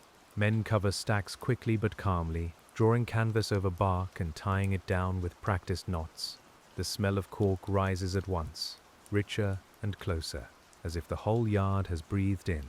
Rain changes your work. It swells boards, slicks floors, softens some supports, and reveals where covers sag. You pull your coat on and walk the yard with a tray of rough pieces. The canvas over the fresh stack collects water in a shallow pocket. That weight could press unevenly on the top slabs. You need a small raised support under the canvas ridge, not against the cork itself, but beneath the pole that holds the cover. You cut a notched step for the pole. The notch keeps it from rolling. The bottom is broad so it will not sink into damp ground. Rain taps on the shed roof while you work, a soft, steady sound that settles the mind. Your fingers grow cooler. The knife feels slick, so you wipe the handle with your sleeve before continuing. The support lifts the pole by a little and the water runs off instead of gathering. The canvas shakes once under the shifting weight, then lies more evenly. You stand beneath the edge for a moment, listening to rain strike cloth above you. The sound is close and muffled, like fingers drumming softly on a blanket. Another cover sags near the wall. This one needs not a pole support, but a wedge between two stacked spare boards, raising the outer edge. You find a triangular offcut, almost ready for the task. A few cuts make it right. You tap it into place, and the cover lifts enough for rain to travel away from the bark. The younger worker comes with a cord, tying where you lift. Together, without much talk, you move along the wall and correct the covers one by one. Rain beads on his hair and on your coat sleeves. Cork dust turns dark where it wets. The yard's colors deepen, gray bark to charcoal, reddish inner cork to warm brown, old boards to nearly black. This rainy hour might be unpleasant if hurried, but taken slowly, it has its own softness. The air cools. The dust settles. The city sounds blur. Water runs along grooves in the yard boards and finds the low places you already know. You watch it, because water is another kind of level, showing every dip with perfect honesty. One stream runs toward the leg of the moved drying rack. That will not do if it continues. You cut a small diversion strip from scrap cork, long and low, and press it into the wet board seam to guide the water around the foot. It is temporary, but temporary things can be good work. The stream bends slightly, enough to miss the support. The rack holds. The table holds. The gate still moves. Rain finds the threshold pad and darkens it, but it does not loosen. You kneel to check the tacks and feel cold water through your trouser knee. The pad remains firm. Tomorrow it may need drying or trimming, but for now it takes the rub and the weather with quiet competence. By the time the rain lightens, the yard has entered that dim hour before evening when everything smells washed and tired. Steam from the boiling room mingles with rain mist. The cork stacks under canvas look like sleeping forms. Your tray is nearly empty, and your hands are chilled at the fingertips. You return to the bench and flex them slowly. The bench, under cover, has stayed mostly dry. Shavings from earlier remain pale, untouched by rain. You brush water from your sleeves before reaching for the tools. Wet hands and sharp blades are poor companions. A cloth hangs from a nail nearby, stiff with old dust, and you use it to dry your palms until the skin drags slightly against the handle again. There is still work to finish. Rain has delayed the closing of 2 crates, and now they must be checked once more before evening. Moist air can make boards move, especially old boards, and the supports inside may need a last adjustment. You open the first crate and smell the change immediately. Wood dampening, cork waking, rope fibers swelling in the corner. the inner steps have held. One thin shim, however, has curled at its end. You remove it and replace it with a denser strip, cut from darker cork less likely to curl in damp air. The replacement slides in cleanly. You press the layer above it and wait. No shift, no whisper of movement. The crate may sleep closed tonight. The second crate is more troublesome. A sideboard has bowed inward with the damp, pressing against the upper cork layer. You do not force it back. Instead, you make a curved spacer, smooth on both faces, that keeps the load away from the board while allowing the wood its movement.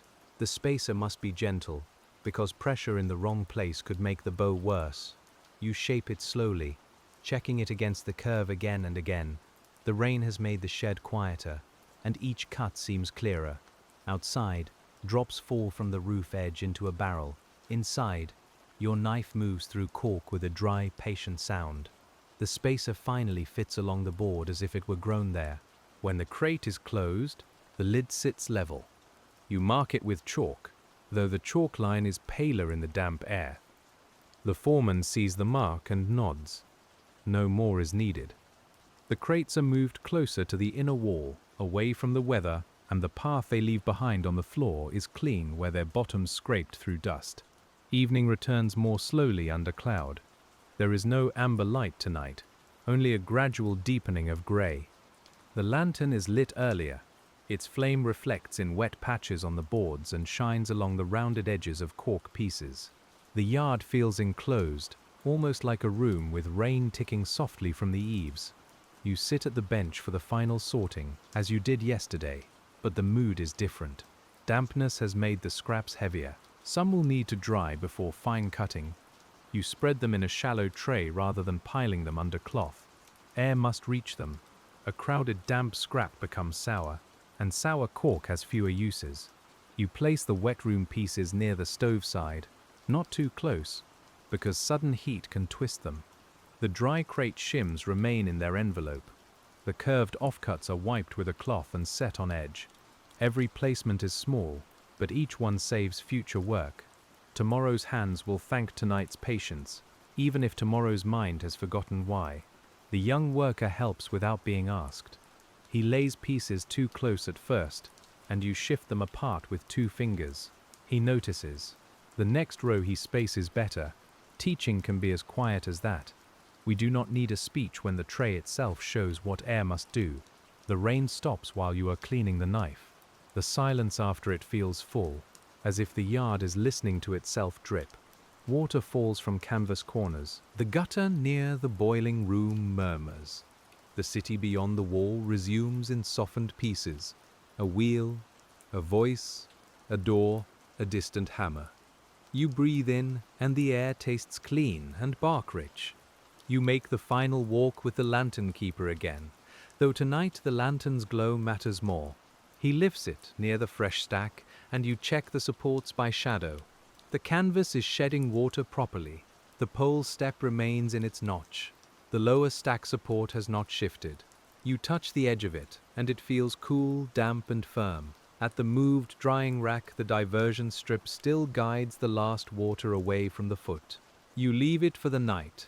Temporary does not mean careless. It will be removed in the morning if the boards dry, or replaced if rain returns. The yard teaches this too, that some answers are meant to last years, and some only until dawn. In the packing shed, the air is close but calm. Crates wait away from the door. The sample cabinet is closed. You slide one drawer open just enough to feel its motion, and it moves softly on the new cork strip. That little smoothness in a damp evening feels almost luxurious. You close it with one finger. Back at the bench, you hang the apron again. It is damp at the hem and dry at the chest, marked by weather as well as work. Your hands are cleaner than they were, because rain has taken some dust, but the lines of your fingers still hold brown traces. The day has changed its mark, not erased it. You step toward the gate. It opens with the softened brush over the cork threshold pad, and the sound pleases you more than it should. A gate does not need to be silent. It only needs to move without tearing itself apart. That is another quiet lesson to carry home. Ease is not always silence. Sometimes it is simply less strain. The street outside shines under cloud. Lamps tremble in puddles. Bilbao smells of rain on stone. Coal smoke pressed low, wet rope near the river, and supper beginning behind shuttered windows. You carry your tools close beneath your coat. No scrap rides in your pocket tonight, because the day has used them all, but your fingers still curve as if one were there. As you walk, you notice where rainwater has gathered in the street's shallow places. The city has its own uneven floor. Water traces it faithfully. Silver lines in cracks. Dark pools near thresholds. Little streams turning around raised stones. You see them the way you saw water in the yard, not as a problem exactly, but as a map of how things settle. Your boots make soft sounds now instead of dry ones. The air is cool on your face. A cart passes slowly, wheels hissing more than clattering.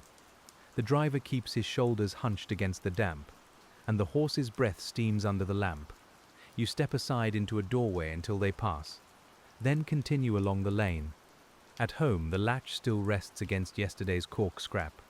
Rain has swollen the door slightly, but the rattle does not return. You notice this with a tired satisfaction and enter quietly. The room smells faintly of last night's fire, damp wool, and the bread kept under cloth. You set your tools down and listen to the softer weather outside. The chair still rocks. Tonight, perhaps, you answer it. Not because it demands attention, but because your hands are already in that language. You take a small dry piece saved near the hearth, not from the yard tray, but from an older scrap brought home weeks ago. It is pale and thin, curled at one end. You kneel beside the chair and feel the foot. The floorboard beneath it dips toward the wall. The piece needs only one cut, then another finer one. Your home knife is duller than the yard knife, but the cork yields. You slide the shim under the chair leg and sit. The chair rests steadier, and the room seems to settle with it. There is no applause in such a thing, only a meal eaten without rocking, a cup set down without trembling, a body allowed to rest without being reminded of imbalance. That is enough. Work follows you home, but it also serves you there. The same patience that steadies a crate can steady a chair beneath your own weight. Night gathers. You place your hands near the small warmth of the hearth and let the fingers loosen. Today, they have shaped gate pads, rack supports, crate spacers, drawer strips, rain pole notches, and one chair shim. The list does not need to be spoken aloud, yet the body knows it. Each small fit has left a calm trace. When sleep comes again, rain begins lightly on the roof. Its rhythm is close to the tapping of tacks into cork, close to drops from the boiling room beams, close to the soft knock of finished pieces in a tray. You lie still and let those sounds fold together. The yard is dark now, but under canvas and wood, all the little steps are holding. Morning arrives with the smell of rain not fully gone. You wake before full light, and the room feels cooler than yesterday. The chair stands steady when you touch it. The door latch rests quietly. These small domestic fittings greet you without words, and then the larger work calls from across the damp streets. You dress, take your tools, and step again toward the Bilbao Cork yard. The city after rain has polished edges. Roof tiles shine. Stones hold dark seams. The river moves thickly under a pale sky, carrying bits of straw and soot along its surface. You pass men opening shutters, women sweeping thresholds, and a child watching water drip from an awning. Everyone moves a little slower in damp weather, as if the whole city has softened. At the yard, the gate opens cleanly over the cork pad. That is the first good sign. Inside, the boards are still damp, but no water stands near the moved rack. The diversion strip did its night's work. You crouch, lift it, and see the dry patch beneath the foot. The support there remains sound. You set the temporary strip aside to dry.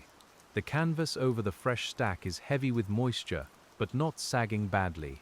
The notched pole step held. When you remove the pooling from the edge, water runs away in a clear sheet and splashes onto the yard boards. The bark beneath smells cool and protected. You lift the canvas just enough to check the stack's side. The supports have compressed slightly, but evenly.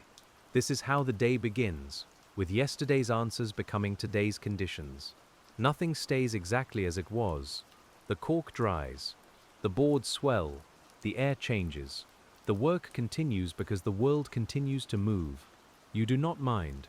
There is comfort in returning to a place that needs the same kind of attention, though never the exact same act. The younger worker arrives carrying the tray he spaced last night. He has kept the damp pieces apart well. Some have dried at the edges, some remain dark at the center. You show him how to turn them so the wet side faces the moving air. His fingers are clumsy with cold, but careful. Care matters more than speed in the first hour.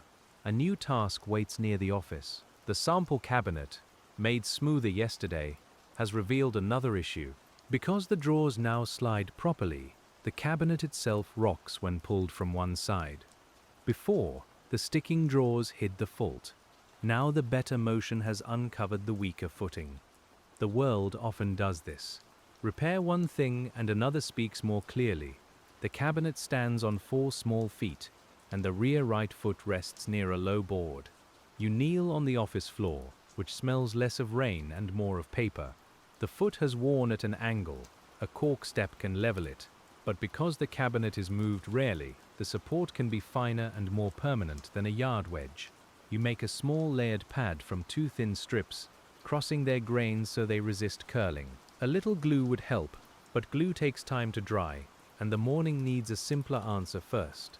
You tack the strips lightly together, then trim the edges into a neat oval so they will not catch a broom. The shape is humble but pleasing.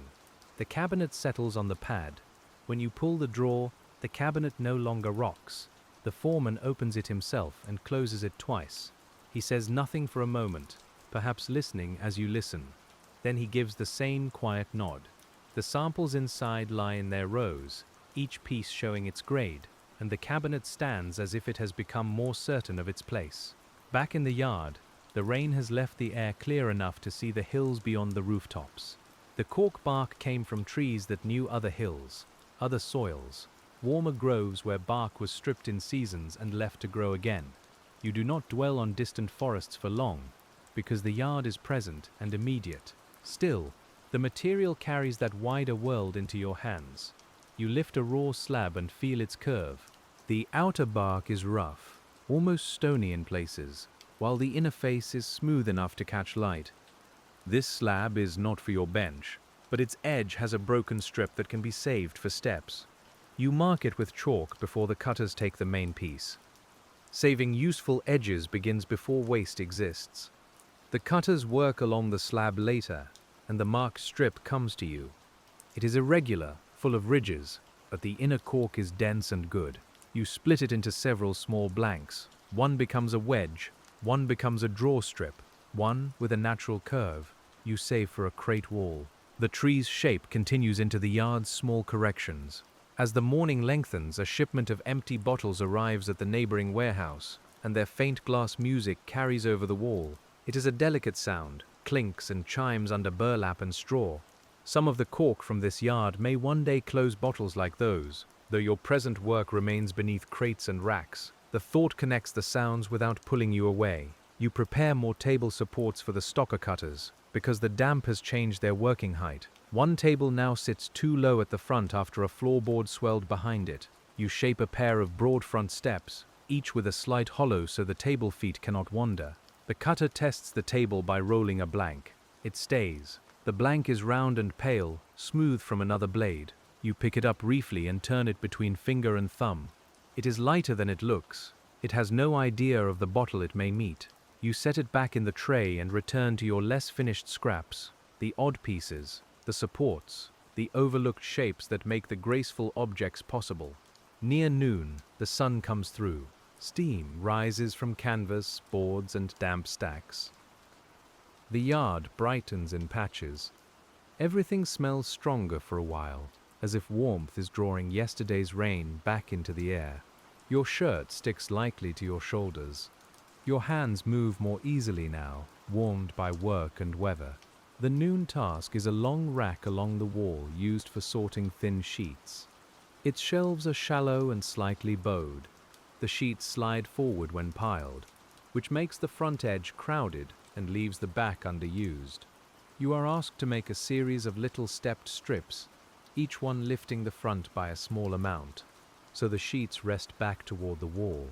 This is careful, repetitive work. Each strip must be nearly the same height, but each shelf differs slightly because the rack has aged unevenly. You measure the first shelf with a scrap used as a gauge.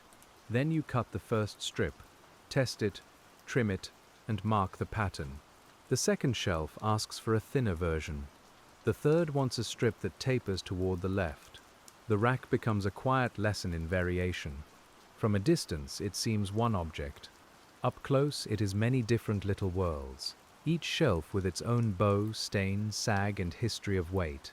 You work along it slowly, shelf by shelf, placing cork steps like low thresholds beneath the front edge. The sheets begin to settle backward, resting more evenly. Your knees complain slightly from crouching. You stand, stretch, and smell the warm cork dust rising from your apron. The younger worker takes the lower shelves while you guide him.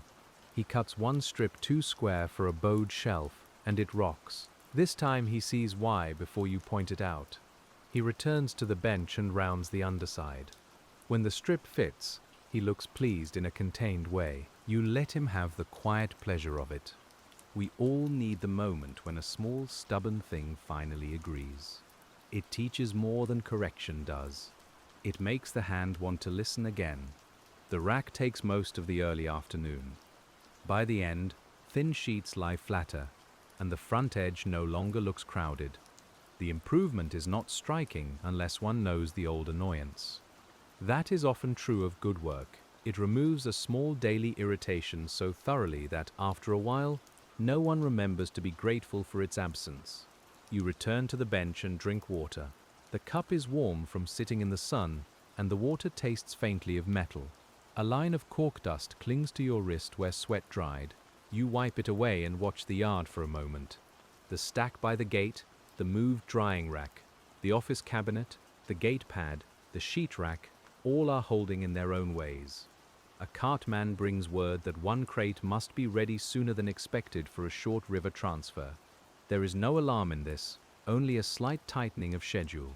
The crate has already been fitted, but now it needs additional cushioning because it will be moved twice before night.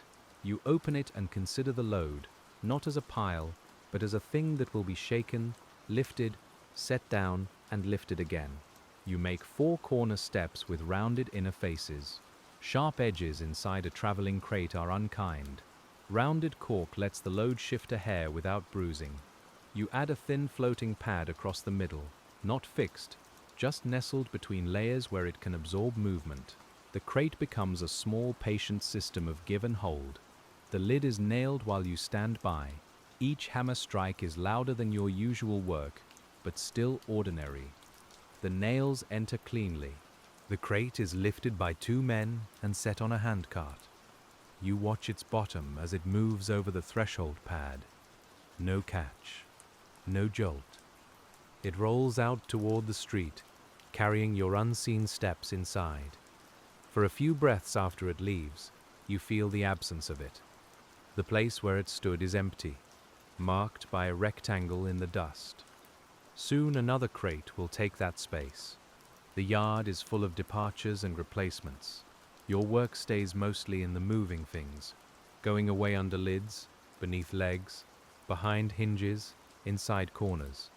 The afternoon grows quieter after the urgent crate departs. You use the slower hour to prepare stock pieces, not for any single problem, but for the kinds of problems that return often. Low wedges, broad pads, thin strips, curved spaces, damp room saddles, gate backing pieces.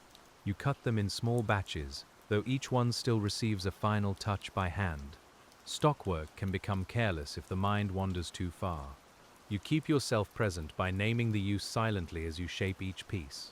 Crate floor, rack foot, drawer runner, wet frame, stack pad, threshold rub. The names guide the hand. They also keep the work rooted in the yard rather than drifting into mere cutting. The younger worker joins you, and together you fill 2 trays. His cuts are cleaner now than yesterday. He has learned to leave extra material. He has learned to test before trimming again. Most of all, he has begun to accept that a strange shape may be the correct one. That lesson matters in a cork yard, where rightness rarely looks tidy at first glance. Late light returns, pale after rain. The yard takes on a washed softness. Shadows are longer, but the air is clearer. You carry one tray of stock pieces to the packing shed and one to the repair corner. Each tray is placed where the need will arise. A tool in the right place is almost a completed task. A piece waiting nearby can save a hurried mistake. In the repair corner, the old stool remains steady from its shim. You sit on it again, and it does not rock. That steadiness feels like an old friend keeping a promise. You take up an unfinished rack peg, though peg repair is not your main trade, and decide only to cushion its seat with a narrow cork collar. The peg will hold better without splitting the tired wood around it. The collar is tiny work. You cut a thin strip, curl it around the peg, trim the overlap, and press it into the hole before setting the peg back. Cork compresses around the wood. The fit tightens. You pull gently. It holds. The repair is small enough to be invisible, but the peg no longer wobbles in its socket. This gives you an idea for several other worn peg holes. You prepare a few collars, each slightly different, and the younger worker watches with interest. He says they look like little cuffs. You agree. Little cuffs for tired pegs. There is warmth in the phrase, but no joke sharp enough to disturb the quiet. The yard allows a small human softness now and then. The collars take the last useful part of the afternoon. One peg after another becomes steadier. The rack, once repaired, will hold lighter sheets. Not heavy slabs, but even light work deserves a stable place. You lift the rack upright and run your hand along its line. It stands with a modest confidence, patched, cushioned, and ready. Evening comes again, not as a closing, but as another change in the yard's material. Cooler air moves in. Damp places darken. Dry places lose their warmth. You make the evening round with fewer repairs needed than before. This is satisfying in a quiet way. It means yesterday and today have spoken to each other. At the gate, the threshold pad is worn only slightly. At the fresh stack, the supports remain balanced. At the sheet rack, the stepped strips are still in place and the sheets sit back from the edge. At the office cabinet, the drawers slide smoothly. At the moved drying rack, the front foot is dry. Each place gives its small answer. The lantern is lit as the sky fades. Its glow touches the curved edges of the prepared stock pieces in their trays. You cover the dry tray and leave the damp room tray open for air. The knife is wiped, sharpened lightly, and set down. The rasp is brushed clean. The pencil is shortened by another day and placed where morning can find it. Your hands are tired again, but they are less uncertain than they were years ago, when every odd gap felt like a fresh puzzle. Now the uncertainty is gentler. You know enough to begin. You know enough to wait for the material's answer. In the 1880s Bilbao Cork yard, that may be the real craft of making steps that actually fit. Before leaving, you take one last look at the stock trays. The pieces seem almost asleep in their rows, each one carrying a possible use. Tomorrow some will vanish under crates. Some will be reshaped entirely. Some will remain waiting for weeks until the exact gap appears. You do not need to know which. Prepared patience is part of the work. The gate opens softly, brushing its cork pad. The street beyond is cooler now, and the sky above Bilbao holds the last diluted light. You step out with the smell of bark and rain still folded into your clothes, while behind you the yard rests on its many hidden supports, each small step taking a share of weight through the slow, dark hours. The walk home carries less rain than yesterday, but the stones still hold a damp shine, and your boots find their old rhythm. You pass the quay at a slow angle, watching a line of barrels under canvas and the dark rope that holds them. A few lamps have begun to appear in windows. The city does not close all at once, but settles by trades, one doorway and one workshop at a time. Your hands remain shaped around the work even after the tools are put away. The right thumb still feels for a bevel that is no longer there. The left palm still expects the light spring of cork against skin. When you pass a shop front with a crate leaning near its threshold, your eyes measure the low corner before you can stop them. The habit is quiet, and it follows you kindly. At home, the chair shim holds under your evening weight. The latch pad holds too. These small domestic pieces have made the room more restful, though no visitor would notice why. You sit, eat, and listen to the softened street beyond the shutters. Somewhere below, water drips from a roof edge with a patient count that never quite becomes a number. There is a comfort in knowing that the yard rests as you rest. The gate pad takes the last damp rub of the day. The stack supports carry curved bark under canvas. The drawer strips hold the samples in their shallow rows. The little steps are scattered through the Bilbao Cork yard like hidden thoughts, doing the work of steadiness while everyone sleeps. By the next morning, a pale wind has come down from the hills, dry enough to lift the smell of rain from the stones. You wake to a lighter room. The chair stays firm when you rise, and the door closes without rattle behind you. On the way to the yard, smoke stands straighter from chimneys, and the river shows small moving wrinkles where the wind touches it.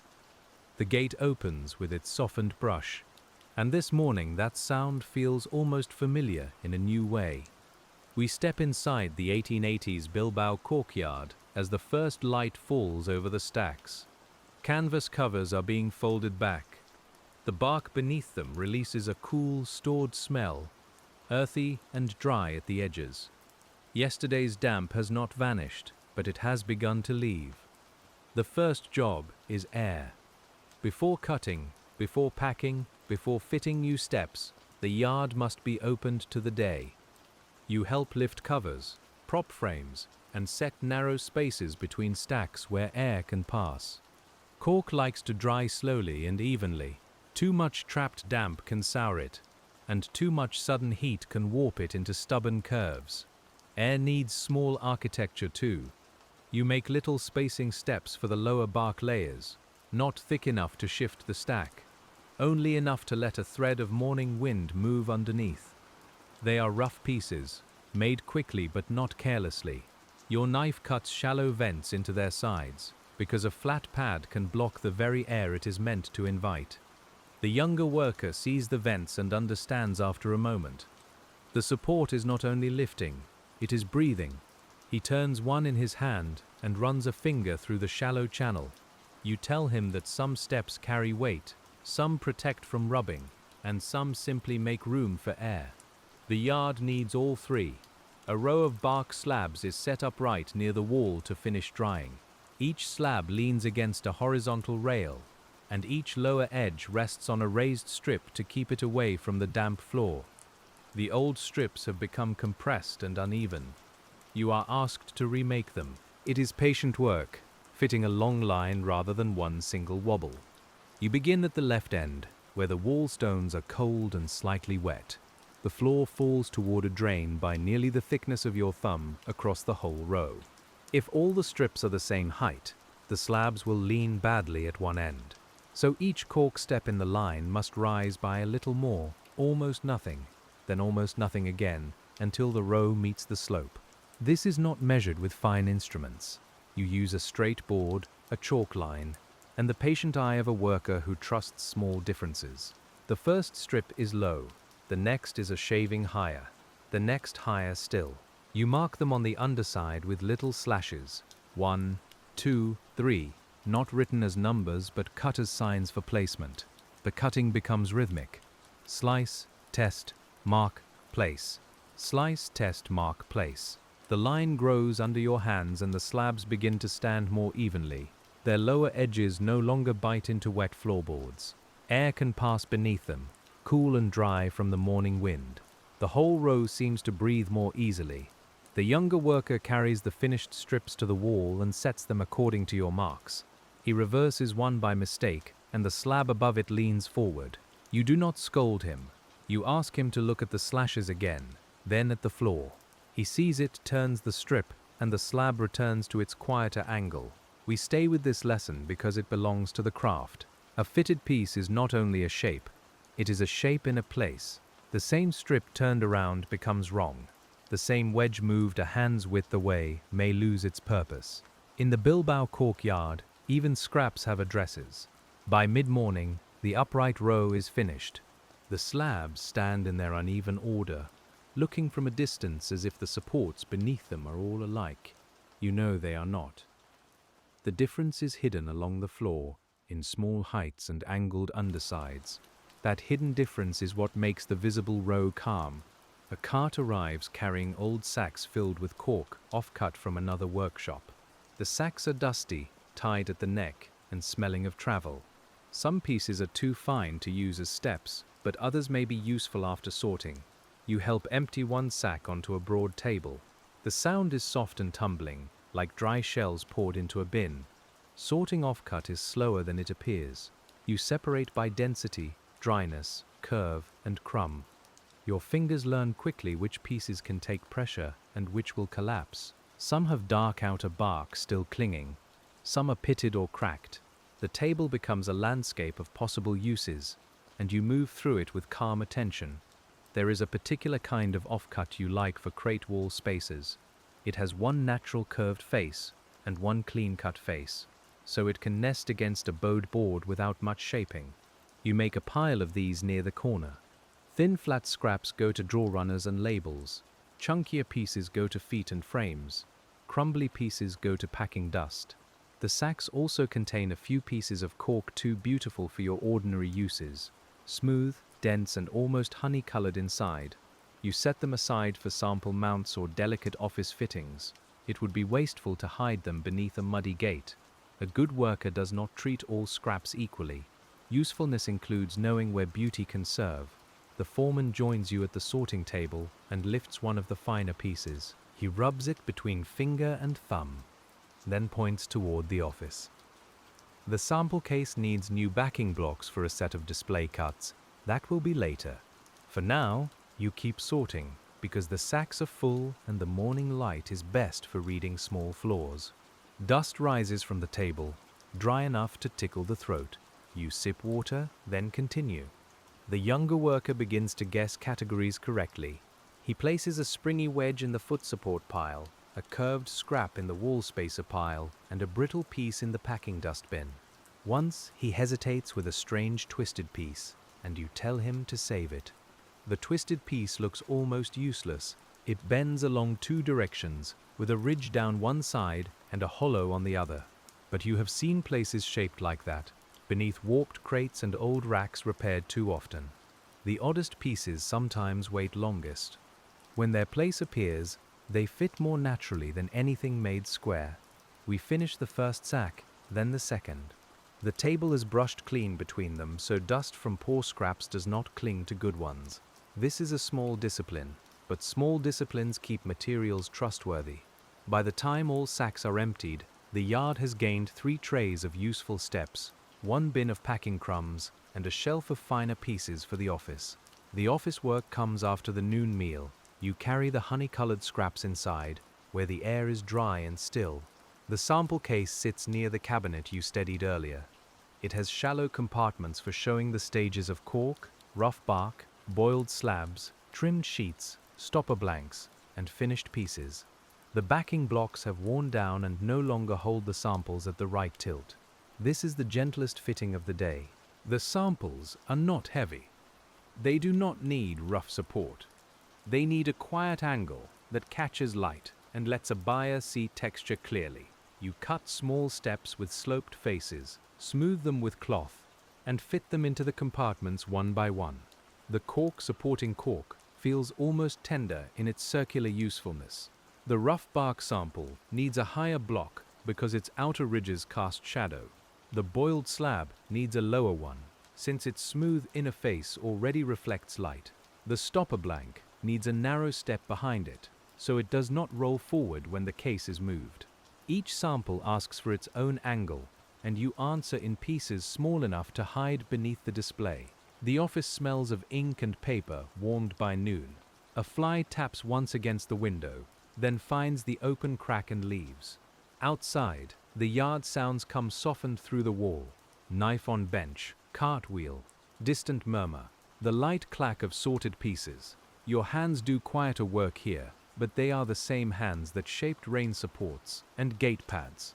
When the sample case is finished, the foreman tilts it open and looks. The pieces inside sit properly now, each one visible, each one held at ease. He may show it later to a merchant who will think about grades, prices, and shipments. You will think about the hidden little blocks under the samples, each one shaped from a scrap that might have been missed. We return to the yard after that, because the broader work has continued without waiting. A repaired crate has been brought to the bench, and its bottom is lined with newspaper to keep fine cork dust from falling through cracks. The paper is printed in small black columns, and you see words without reading them. The crate needs corner steps before it can be filled. The newspaper crackles under your hand. It smells faintly of ink and damp storage. You place the first cork support over the paper, then lift it again, because the paper folds beneath it. A support cannot sit on a wrinkle. You smooth the paper flat, tuck its edge along the board seam, and set the cork down again. This time, it rests properly. It is strange how often the smallest unseen thing matters. A wrinkle under a step, a grain of grit beneath a rack foot, a tack set slightly proud. None of these is impressive, yet each can spoil a fit.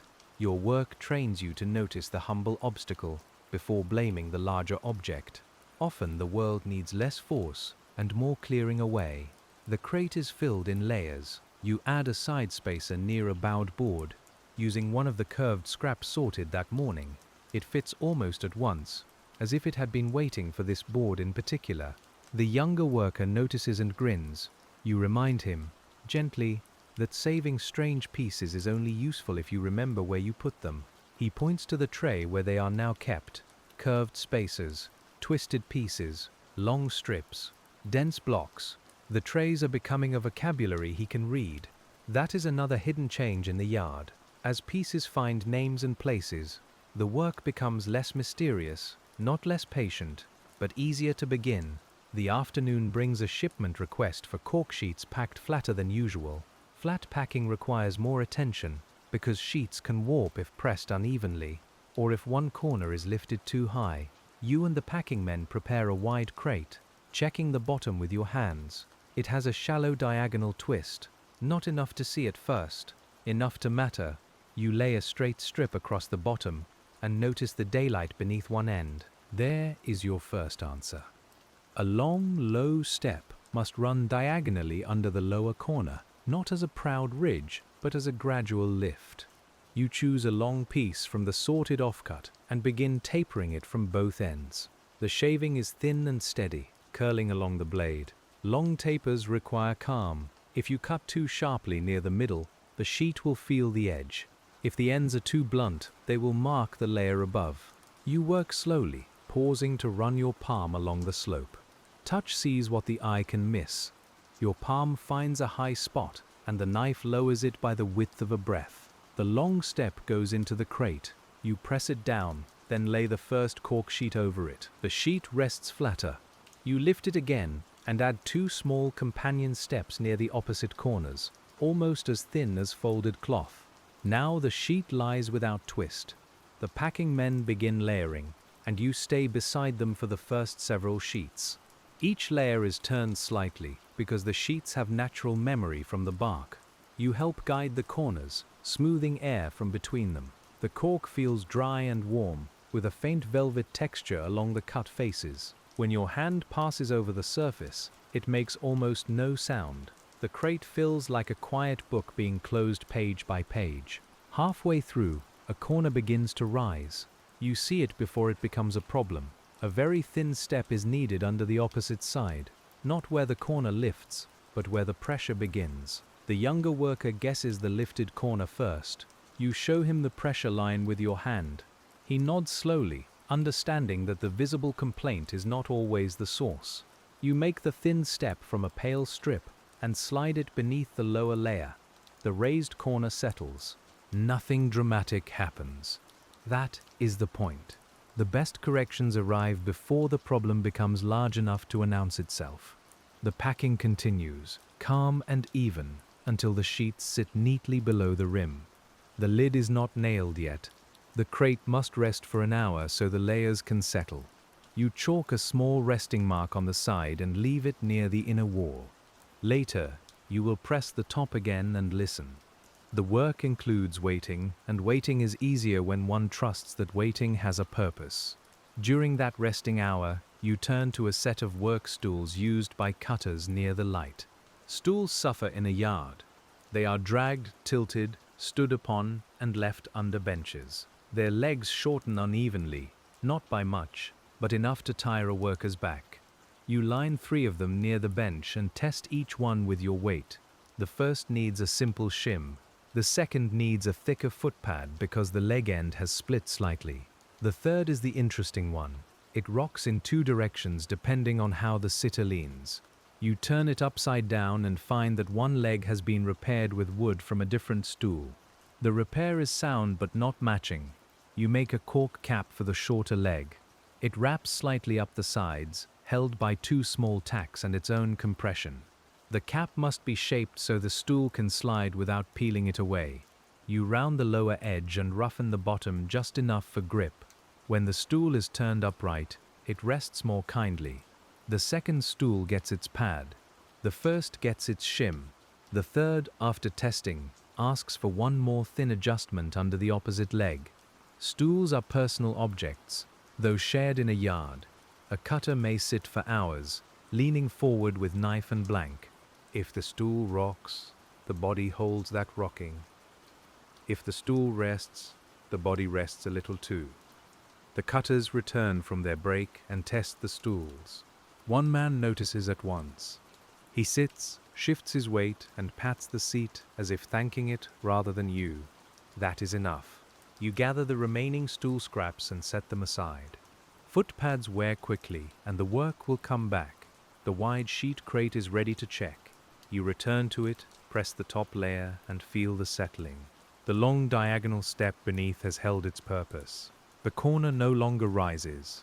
You add a final floating pad along one side for travel, then allow the lid to be set. Nails close it, each strike traveling through the wood into the fitted quiet below. As the day turns late, a faint mist comes off the river, though no rain falls. The air cools quickly in the shaded parts of the yard. You move the trays of finer scraps away from the open doorway and cover them. Damp air is subtle. It enters where one forgets to look. A careful yard is partly made of remembering what air can do overnight. The young worker brings you the twisted piece from the morning sorting. He has found a use. A crate near the repair corner has a warped inner brace, bent in just such a double curve. He does not know how to cut the piece, only that it belongs nearby. You follow him, pleased but quiet, because discovery should not be startled by too much praise. The brace is indeed strange. It bows inward, then twists near a nail head, leaving a narrow gap that no straight spacer would fill. The twisted cork scrap matches the first curve almost perfectly. You hold it in place and mark the second pressure point. Only a little trimming is needed. The piece that looked almost useless now becomes almost exact. You let the younger worker make the cut. His hand is slow. The knife hesitates, then moves. He removes too little, which is better than too much. The second cut improves it. The third brings it close. When the spacer finally settles behind the brace, the crate side no longer flexes under your palm. He exhales softly. We stay there for a moment, because that is how craft enters a person. Not in a speech, not in a rule, but in seeing a strange saved thing find its right place. He will remember that twisted scrap. Later, when another piece seems useless, he may wait before throwing it away. Patience often begins as memory of one good fit. The mist thickens outside the shed. Lamps are lit earlier again. The day's last tasks gather around the bench. Sharpen, sort, cover, check, and note. You make a small pencil mark on the shelf for curved spacers, adding a separate spot for twisted pieces. The shelf is becoming more exact. A place for what had no place yesterday. Your pencil is now so short it barely spans your fingers. You sharpen it with the knife, curling away a dark shaving of wood. The graphite point emerges dull but usable. You mark envelopes for dry strips, damp supports, cabinet pads, and stool feet. Words are few, because the pieces themselves tell most of the story. Still, a quiet label saves searching in a dim hour. The foreman asks you to look at the yard scale before leaving. It is used for weighing bundles, and one corner of its platform has begun to tap against the floor when unloaded. The scale is too precise for careless wedging, but the tapping may be softened without changing its balance. You crouch and study the platform's rest points carefully. Here, restraint matters. A thick step would alter the weighing. A soft pad in the wrong place could make the reading false. You choose instead a very thin cork cushion under the tapping edge, not bearing weight when the scale is loaded, only quieting the return when it empties. You test it several times with an empty bundle basket. The tap becomes a muted touch. The scale settles freely. You watch the pointer return, making sure it does not pause. It swings, slows, and rests where it should. Only then do you leave the pad in place. Not every fit is about steadiness alone. Some must preserve movement, which is a subtler kind of respect. Evening has fully entered the Bilbao Corkyard by the time you finish. The lantern light reaches the scale platform, the stock trays, the covered stacks, and the gate pad in small golden patches. The air smells of dry bark over damp boards, a layered smell, like yesterday and today lying together. You remove your apron and shake it softly outside the shed door. Dust falls, not as a cloud this time, but as a faint brown veil. Your sleeves are marked, your hands lined, your shoulders pleasantly heavy. The younger worker says goodnight with the awkward dignity of someone who has learned something and does not want to make too much of it. You answer in the same quiet manner. The yard keeps the rest. On the way out, the gate brushes its cork pad, and the sound is still right. You notice a new damp swelling near the hinge post, but it can wait. The street beyond has mist curling low along the stones. You step into it with the slow certainty of someone whose day has been made from small exactitudes, each one now left behind to hold through the night. The city lights blur in the mist. Bilbao seems softer, less iron and stone, more breath and glow. You pass the quay where a man coils rope under a lamp, his hands moving in circles as practiced as your own. The rope falls into itself in quiet loops. Different work, same patience. For a moment, we let the sight travel with us.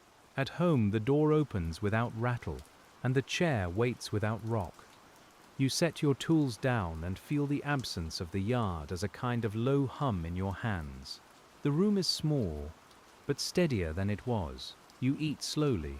The mist presses at the window. Your thoughts drift back to the twisted scrap finding its brace, the scale pad preserving movement, the long diagonal step under the sheet crate. Sleep comes later, with the city muffled outside. Your hands rest open now, no longer curled around the knife. In the dark, the idea of fitting becomes less like a task and more like a way of being among things, not forcing them straight, not leaving them to wobble, simply noticing the gap, shaping the answer, and letting the answer disappear. The next day begins with fog rather than mist. It lies low over the river and spills into the streets, blurring the warehouse fronts before the sun can reach them. Your walk to the yard feels quieter than usual, because fog turns every sound soft at the edges. Hooves arrive before horses appear. Voices seem nearer than their bodies. The world has become a little less exact. Inside the 1880s BILBAO Cork yard, the fog makes the stacks look taller and the sheds farther apart. Moisture gathers on the canvas covers and along the iron parts of tools left near doorways. You begin by moving anything delicate farther inside. Fine strips, sample blocks, drawer pads, and scale cushions are kept away from fog. The rougher supports can tolerate it. The finer ones cannot. The gate hinge, swelling you noticed last night, has worsened slightly. Fog has fed the wood. The gate still moves, but the hinge post now presses against the cork, backing in a way that may overcompress it. You loosen the strap, just enough to inspect the pad. It has done its work, but it needs a companion shim above it to distribute the pressure. This is a careful repair because the gate is heavy and the morning is damp. Another worker holds the gate with both hands while you shape the new shim. You cut it thin at the lower end, thicker at the top, with a small notch to avoid a nail head. The cork is cool in your hand. The knife feels colder than the cork. The new shim slides behind the strap. You tap it gently, tighten the iron, and ask the worker to swing the gate. It moves with a low, damp sound, but without strain. You watch the hinge rather than the gate itself. The pressure spreads more evenly now. The old pad will last longer because it no longer carries the whole question alone. Fog changes the drying work too. Slabs that should stand open are kept under partial cover until the air clears. You and the younger worker adjust the upright row from yesterday, lowering one support and raising another to let air move without exposing the slabs too sharply. Even the absence of sun needs fitting. A yard is never separate from weather. A messenger brings notice that a river barge will take several crates in the afternoon if the fog lifts. That gives the packing shed a purposeful quiet. Crates are opened, checked, and closed again. You prepare travel pads for the loads most likely to be jostled on wet planks. River transfer is shorter than road travel, but moisture and handling add their own small risks. The first barge crate holds dense cork blocks, heavy for cork, though still light compared with stone or iron. Heavy cork blocks can bruise one another at corners if the crate is dropped or tilted. You make corner steps with softened inner faces and small side vents, so damp air does not sit trapped between block and wall. The vents are shallow, but they matter. The second crate holds mixed off-cut, sorted for another workshop. Mixed loads shift more easily because shapes do not nest evenly. You create internal ledges from long cork strips, dividing the crate into two shallow levels. The lower level takes the heavier chunks. The upper level holds lighter strips. It is still one crate, but inside it now has a quiet order. The third crate is old and smells of tar. Perhaps it once traveled near ship supplies, or perhaps the warehouse where it waited had tarred rope stacked beside it. The smell clings to the wood, dark and bitter. Cork absorbs odors if left too long, so you line the bottom with clean sheets and raise the load on small steps, letting air sit between crate floor and cork pieces. We work slowly through the foggy morning, and the packing shed becomes a world of close surfaces. The lids lean against the wall. The nails wait in a tin. Twine hangs from a hook in soft loops. Your hands move from crate to bench and back again, carrying marks in pencil, chalk, dust and pressure. Outside, the fog begins to brighten. By noon, the sun is only a pale disk behind the haze. Still, the air loosens. The barge may come. The foreman asks for the transfer crates to be staged near the gate, but not on the damp threshold. That means making temporary floor steps across the slightly raised board where carts catch. You prepare 3 broad cork runners, low and long, to smooth the passage. These runners are not elegant. They will be walked over, rolled over, and perhaps ruined by evening. Yet temporary pieces deserve good shaping too, because a cartwheel jolting at the wrong moment can undo careful packing. You bevel both ends, roughen the bottoms, and tack them lightly to a sacrificial board, making a removable path over the uneven threshold. The handcart rolls across the test path with a soft bump instead of a hard one. You adjust the middle runner, shaving its far edge where a wheel catches. The second test is smoother. The cartman approves by rolling back and forth twice more, not because he doubts you, but because a smooth passage is pleasant to feel after expecting a jolt. The crates are staged. The fog thins further. You stand near the gate with cork dust on your sleeves and watch the street become clearer by degrees. Shapes sharpen. A wall, a lamp, a passing shoulder, a horse's dark head. The river beyond remains hidden, but you can smell it, damp and metallic, carrying the barge's possibility toward the yard. While waiting, you repair a bundle board.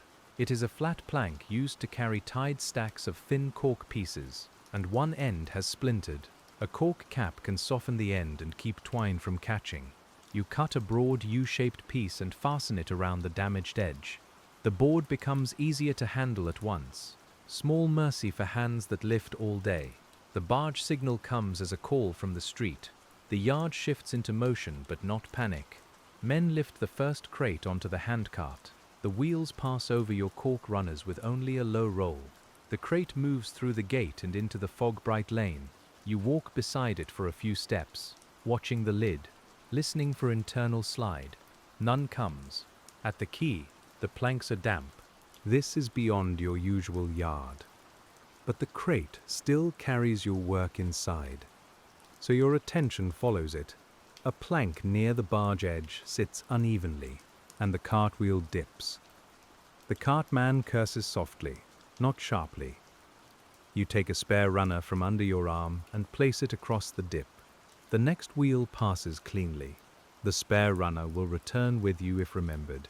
If not, perhaps it will serve the quay for a day.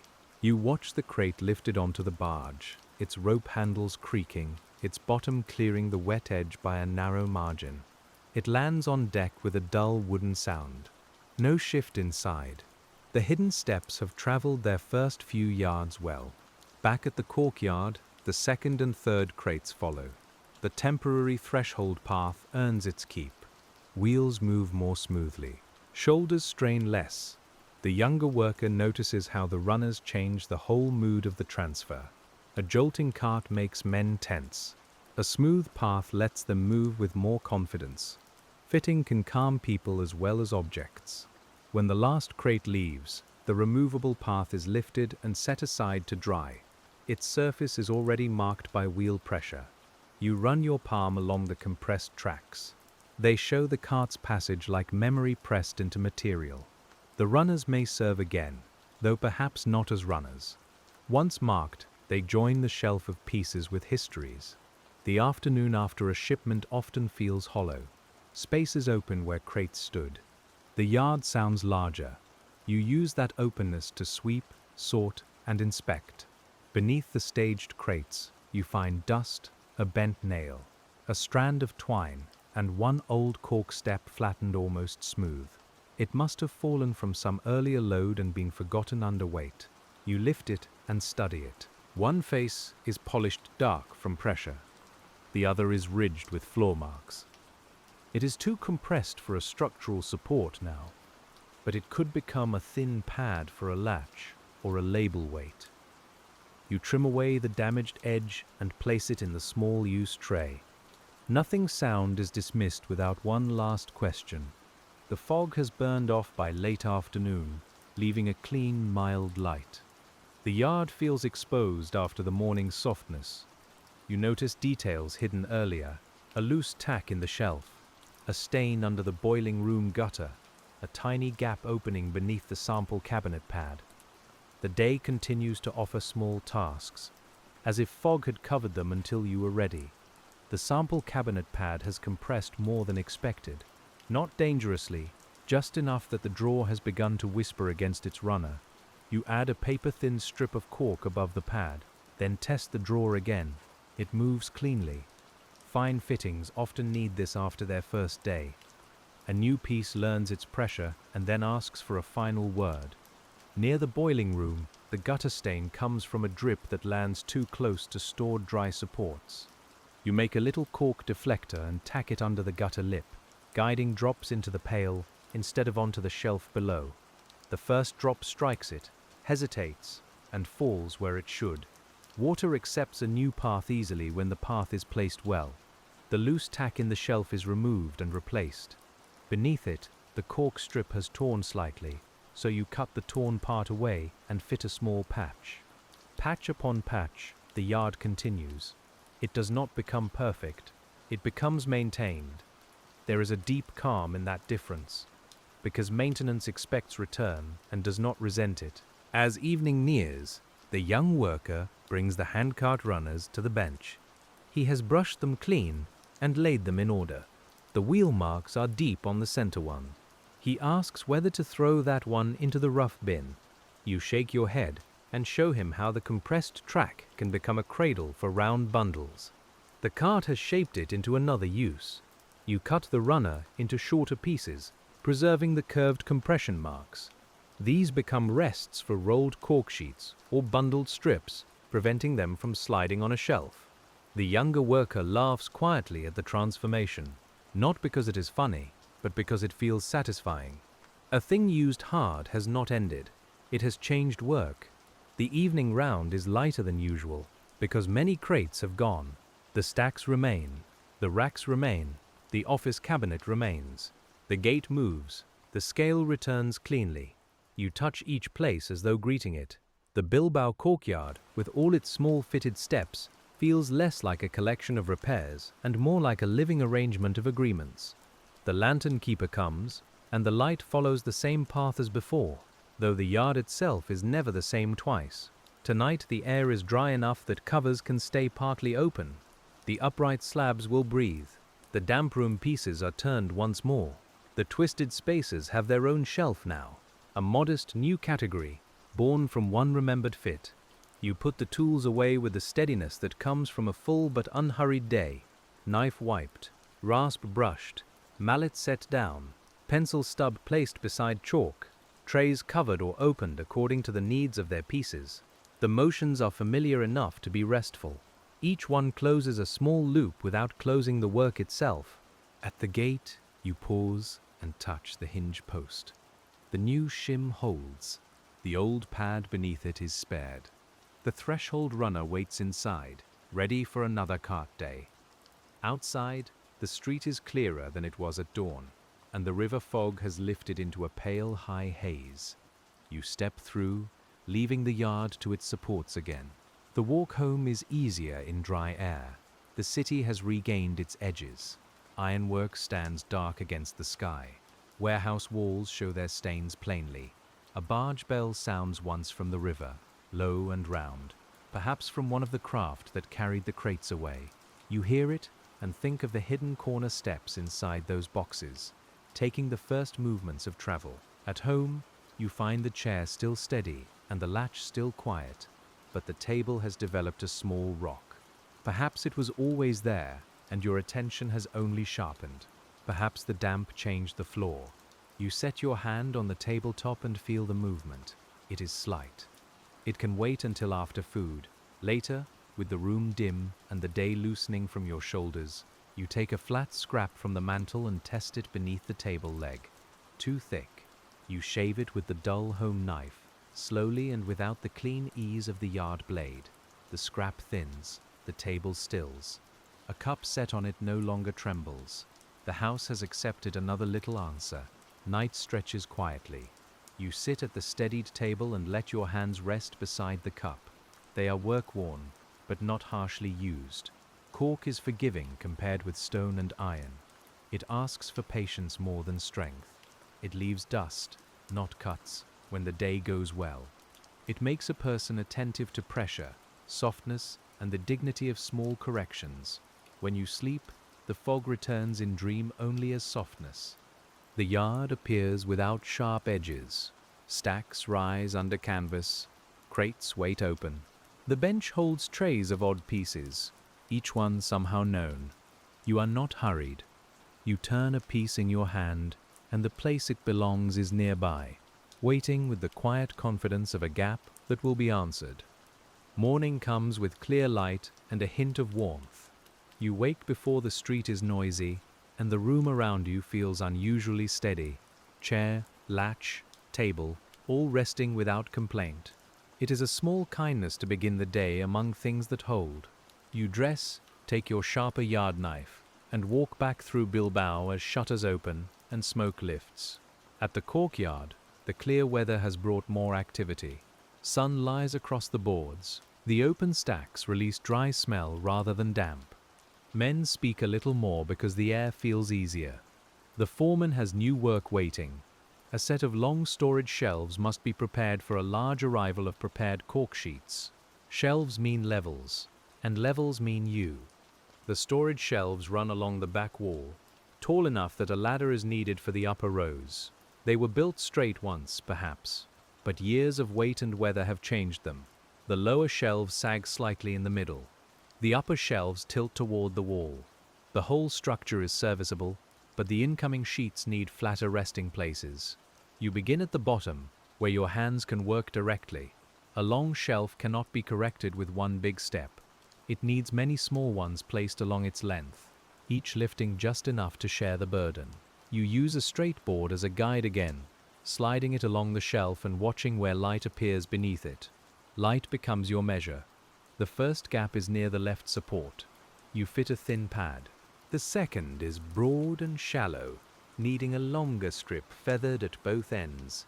The middle sag requires a pair of hidden risers beneath the shelf plank, tapped into place from below. You move slowly, because changing one part of a long shelf changes how the rest of it behaves. The younger worker holds the guide board while you test. He has learned to keep still during the measurement. A moving hand can invent a false gap. Together you read the shelf, not as a single line, but as a series of small slopes. The sun warms your neck. Dust gathers at the shelf edge. Somewhere behind you, cork sheets are being counted in bundles. The lower shelf improves. You run your palm along it, feeling for abrupt rises.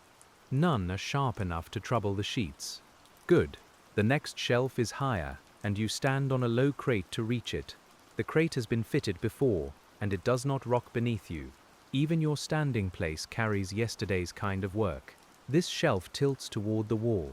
You cannot lift the whole back easily, so you add a front retaining step instead, a low cork lip that keeps sheets from sliding inward too far and bending against the wall. The lip must be soft, wide, and continuous enough not to mark the sheets. You make it from several long strips joined end to end with gentle bevels. The strips meet cleanly.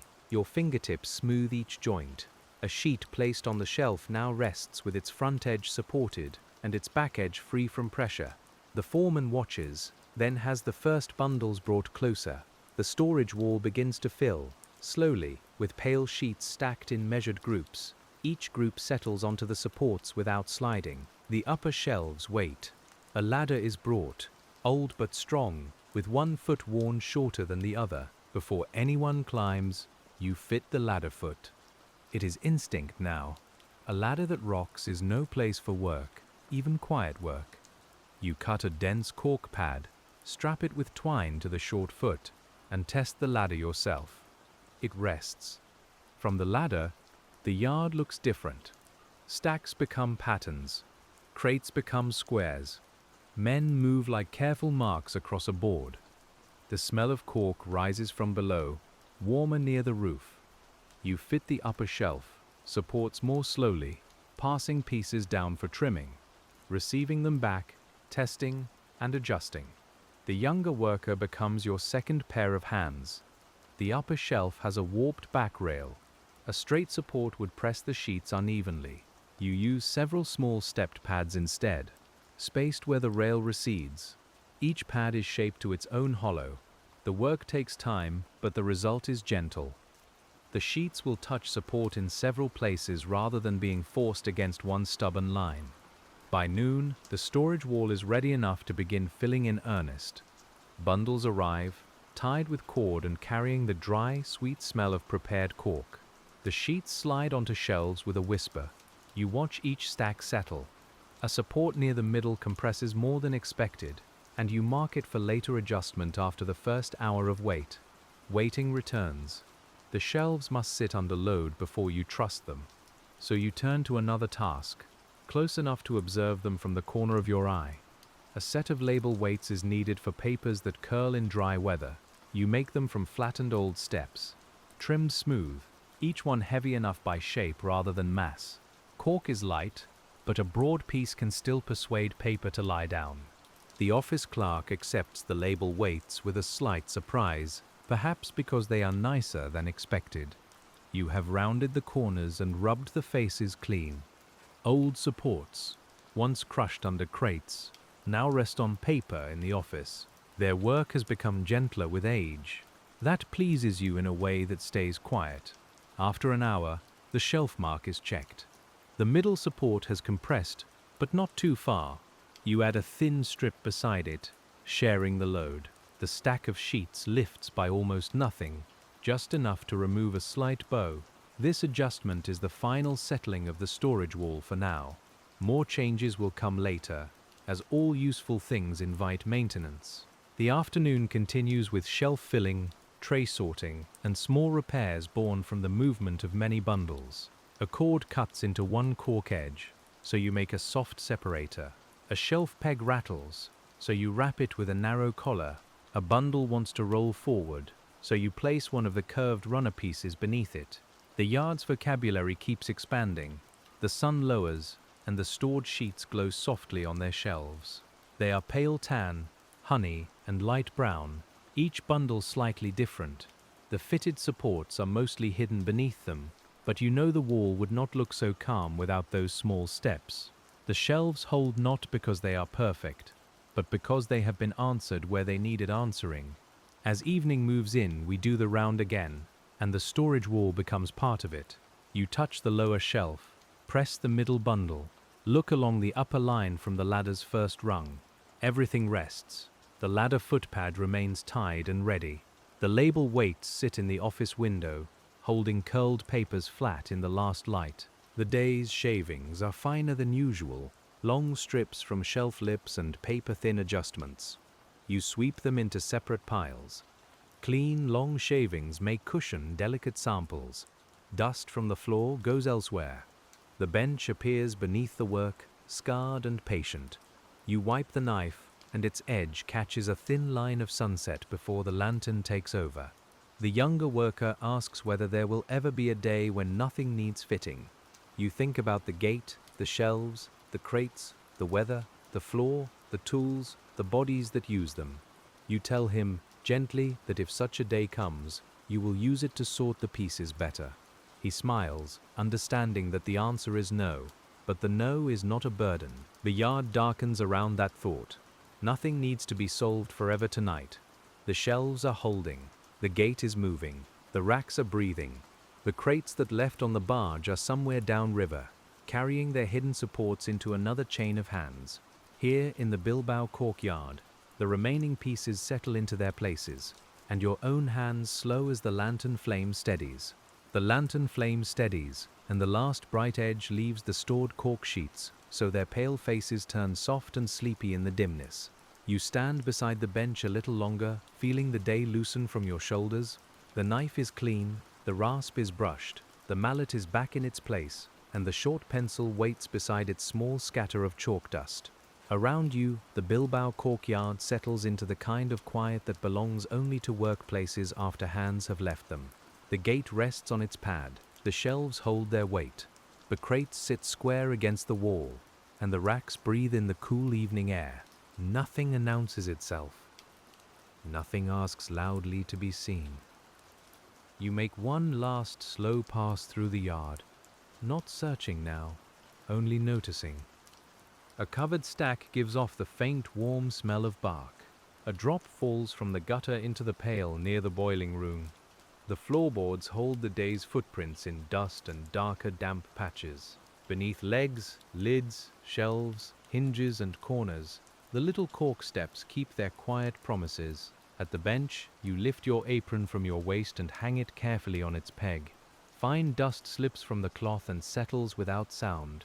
Your hands are tired in the gentle way of useful work, marked with pale lines where cork has dried against the skin. You rub thumb against finger once, and the faint scent rises again, earthy, dry and calm. The lantern keeper lowers the flame a little. Shadows gather under the shelves and around the stacked crates. The yard seems to grow smaller and deeper at the same time, as if every tool, every scrap, and every hidden fitted piece has drawn inward for the night. You close the toolbox and the latch catches softly.